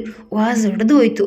ನಮ್ಮನೆ ಸದಸ್ಯರ ಸಾವಿಗೆ ನೀವುಗಳೇ ಕಾರಣ ಎಂದು ಹೇಳುತ್ತಾ ಕುಸಿದು ಕುಳಿತವನೇ ತಲೆಯನ್ನ ಗಟ್ಟಿಯಾಗಿ ಹಿಡಿದುಕೊಂಡನು. ಅವನಿದ್ದ ಪರಿಸ್ಥಿತಿಯ ಅರಿವು ಅಲ್ಲಿರೋರಿಗೆ ಅರ್ಥವಾಗ್ತಿತ್ತು. ಅಗಸ್ತ್ಯ ಅವನನ್ನ ಸಮಾಧಾನಿಸಲು ಸೋತಿದ್ದನು. ಇಚ್ಛಾ ನಿಧಾನವಾಗಿ ಅವನ ಬಳಿ ಹೋದಳು. ನೀವು ಮೊದಲು ರಿಲ್ಯಾಕ್ಸ್ ಆಗಿ ಸರ್ ಎಂದವಳೆ ನೀರಿನ ಲೋಟವನ್ನ ಅವನ ಮುಂದೆ ಹಿಡಿಯಲು ಅದನ್ನ ತೆಗೆದುಕೊಂಡವನೇ ಘಟಘಟನೆ ಕುಡಿದನು. ವಾಜನ್ನ ಇನ್ನೊಬ್ಬರ ಮೇಲೆಸೆದ್ರೆ ನಿಮ್ಮನೆಯವರು ವಾಪಸ್ ಬರಲು ಸಾಧ್ಯವಾ? ಯಾರದೋ ಮೇಲಿನ ಕೋಪವನ್ನ ಇನ್ಯಾರದೋ ಮೇಲೆ ತೀರಿಸಿದ್ರೆ ಎಲ್ಲ ಮೊದಲಿನಂತೆ ಸರಿಯಾಗಿ ಬಿಡುತ್ತಾ ಸರ್? ಹಿಂಸೆಯಿಂದ ಏನನ್ನೂ ಸಾಧಿಸಲು ಸಾಧ್ಯವಿಲ್ಲ ಅಲ್ವಾ ಎಂದು ಇಚ್ಛಾ ನಿಧಾನವಾಗಿ ಅವನನ್ನೇ ನೋಡುತ್ತಾ ಕೇಳ್ತಾ ಇರಲು ಅವನು ಜೋರಾಗಿ ಹೇಳತೊಡಗಿದ್ದನು. ಅಗಸ್ತ್ಯ ಅವನನ್ನ ಸಮಾಧಾನಪಡಿಸಲು ಕುಳಿತನು. ಗಂಟೆಗಳು ಸರಿದವು. ಇಚ್ಛಾ ತನ್ನ ಮನಸ್ಸಿನೊಳಗೆ ಏನನ್ನು ಯೋಚಿಸಿದಳು. ಈ ಕೊರೋನಾದಿಂದ ಒಬ್ರಲ್ಲ ಒಬ್ರು ಅನಾಥರಾಗಿದ್ದಾರೆ. ತಂದೆ ತಾಯಿಯನ್ನ ಕಳೆದುಕೊಂಡ ಮಕ್ಕಳಿಗೆ ತಂದೆ ತಾಯಿಯ ಪ್ರೀತಿ ಬೇಕಿದೆ. ಆ ಮಕ್ಕಳಿಗೆ ಪ್ರೀತಿಯ ಆಸರೆಯನ್ನ ಕಲ್ಪಿಸೋಣ ಎಂದು ಯೋಚಿಸುತ್ತಾ ಅಗಸ್ತ್ಯ ಮತ್ತು ಶಕ್ತಿಯ ಜೊತೆ ಮಾತಾಡಿದ್ದಳು ಇಚ್ಛಾ. ಮಕ್ಕಳ ಮುಗ್ಧ ಪ್ರೀತಿಯಿಂದ ಈ ಪ್ರಪಂಚದಲ್ಲಿ ಯಾರು ಬೇಕಾದರೂ ಬದಲಾಗಬಹುದು. ವೆಂಕಟೇಶ್ ಅವರನ್ನ ಮಾನಸಿಕ ಖಿನ್ನತೆಗೆ ಜಾರದಂತೆ ಮಾಡಬೇಕೆಂದ್ರೆ ನಾವೆಲ್ಲ ಈ ಕೆಲಸಕ್ಕೆ ಒಟ್ಟಾಗಬೇಕು ಎಂದವಳ ಮಾತಿಗೆ ಇಬ್ಬರು ತಲೆ ಆಡಿಸಿದ್ರು. ಸಮಯ ಕಳೆಯತೊಡಗಿದ್ದು ವೆಂಕಟೇಶ್ ನಿಧಾನವಾಗಿ ಚೇತರಿಸಿಕೊಳ್ಳತೊಡಗಿದ್ರು. ತಂದೆ ತಾಯಿಯನ್ನ ಕಳೆದುಕೊಂಡು ಅನಾಥರಾಗಿದ್ದ ಇಬ್ಬರು ಮಕ್ಕಳನ್ನ ದತ್ತು ತೆಗೆದುಕೊಂಡ್ರು. ವಾರ ಕಳೆಯಿತು. ಒಂದು ಸುಂದರ ಸಂಜೆ ಎಂದು ಅಗಸ್ತ್ಯ ಇಚ್ಛಾ ಮನೆಗೆ ಬಂದನು. ಶಕ್ತಿ ಮತ್ತು ಅಗಸ್ತ್ಯ ಕೆಲ ಹೊತ್ತು ಹೊರಟಿದ್ದರು. ಇಚ್ಛಾ ಅಗಸ್ತ್ಯನ ಬಳಿ ಬಂದು ಕುಳಿತವಳೆ ನನ್ನ ಫೋನ್ ನಂಬರ್ ಹೇಗೆ ಸಿಕ್ತು ಎಂದು ಕೇಳಿದಳು. ದೀಪ್ತಿಯ ಫೋನಿಂದ ಎಂದನು ಅಗಸ್ತ್ಯ. ದೀಪ್ತಿಯ ಫೋನಿಂದನಾ ಎಂದವಳು ಅಚ್ಚರಿಯಿಂದ ಕೇಳ್ತಾ ಇರಲು ವೆಂಕಟೇಶ್ ಅವರ ಹೆಂಡತಿ ಕೊರೋನಾದಿಂದ ಸತ್ರಲ್ಲ, ಅವರು ಬೇರೆ ಯಾರೂ ಅಲ್ಲ ಇಚ್ಛಾ, ಅವಳೇ ನನ್ನ ದೀಪ್ತಿ ಎಂದವನ ಕಣ್ಣಂಚಿನಲ್ಲಿ ನೀರು ತುಂಬಿತ್ತು. ನೀನಿನ್ನೂ ಅವಳ ಪ್ರೀತಿಯ ನಶೆಯಿಂದ ಹೊರ ಬಂದಿಲ್ವಾ ನೇರವಾಗಿ ಕೇಳಿದ್ದಳು ಇಚ್ಛಾ. ಸಾಯುವ ನಿರ್ಧಾರವನ್ನ ಬಿಟ್ಟು ಬದುಕುವ ನಿರ್ಧಾರವನ್ನೇನೋ ಮಾಡಿದೆ, ಆದರೆ ಹಾಳಾದ ಪ್ರೀತಿ ಮಾತ್ರ ಮತ್ತಾರ ಮೇಲೂ ಆಗಲೇ ಇಲ್ಲ. ದೀಪ್ತಿಯ ನಂತರ ನನ್ನ ಜೀವನದಲ್ಲಿ ಮೇಧಾ ಬಂದರೂ ಅವಳು ದೀಪ್ತಿಯಷ್ಟು ಅಟ್ಯಾಚ್ ಆಗಲಿಲ್ಲ. ದೀಪ್ತಿ ಮತ್ತೆ ನನ್ನ ಜೀವನಕ್ಕೆ ಬಂದಾಗ ಬಹಳ ಸಂತೋಷವಾಗಿದೆ. ಆ ಸಂತೋಷವನ್ನು ಮತ್ತಾರಲ್ಲೂ ಕಾಣಬೇಕೆಂದರೂ ಕಾಣಲಾಗಲಿಲ್ಲ. ಬದುಕುವ ಇಚ್ಛೆ ಇದೆ, ಇಚ್ಛಾ ಶಕ್ತಿ ಇದೆ, ಆದರೆ ಬದುಕಿಗೆ ಬೇಕಿದ್ದ ಪ್ರೀತಿ ನನ್ನಿಂದ ಶಾಶ್ವತವಾಗಿ ಹೊರಟೋಗಿದೆ ಎಂದವನ ಮುಖದಲ್ಲಿ ನಿರ್ಲಿಪ್ತ ಭಾವ ಆವರಿಸಿತ್ತು. ಯಾವುದರ ಬಗ್ಗೆಯೂ ಜಾಸ್ತಿ ಯೋಚನೆ ಮಾಡಬೇಡ ಅಗಸ್ತ್ಯ.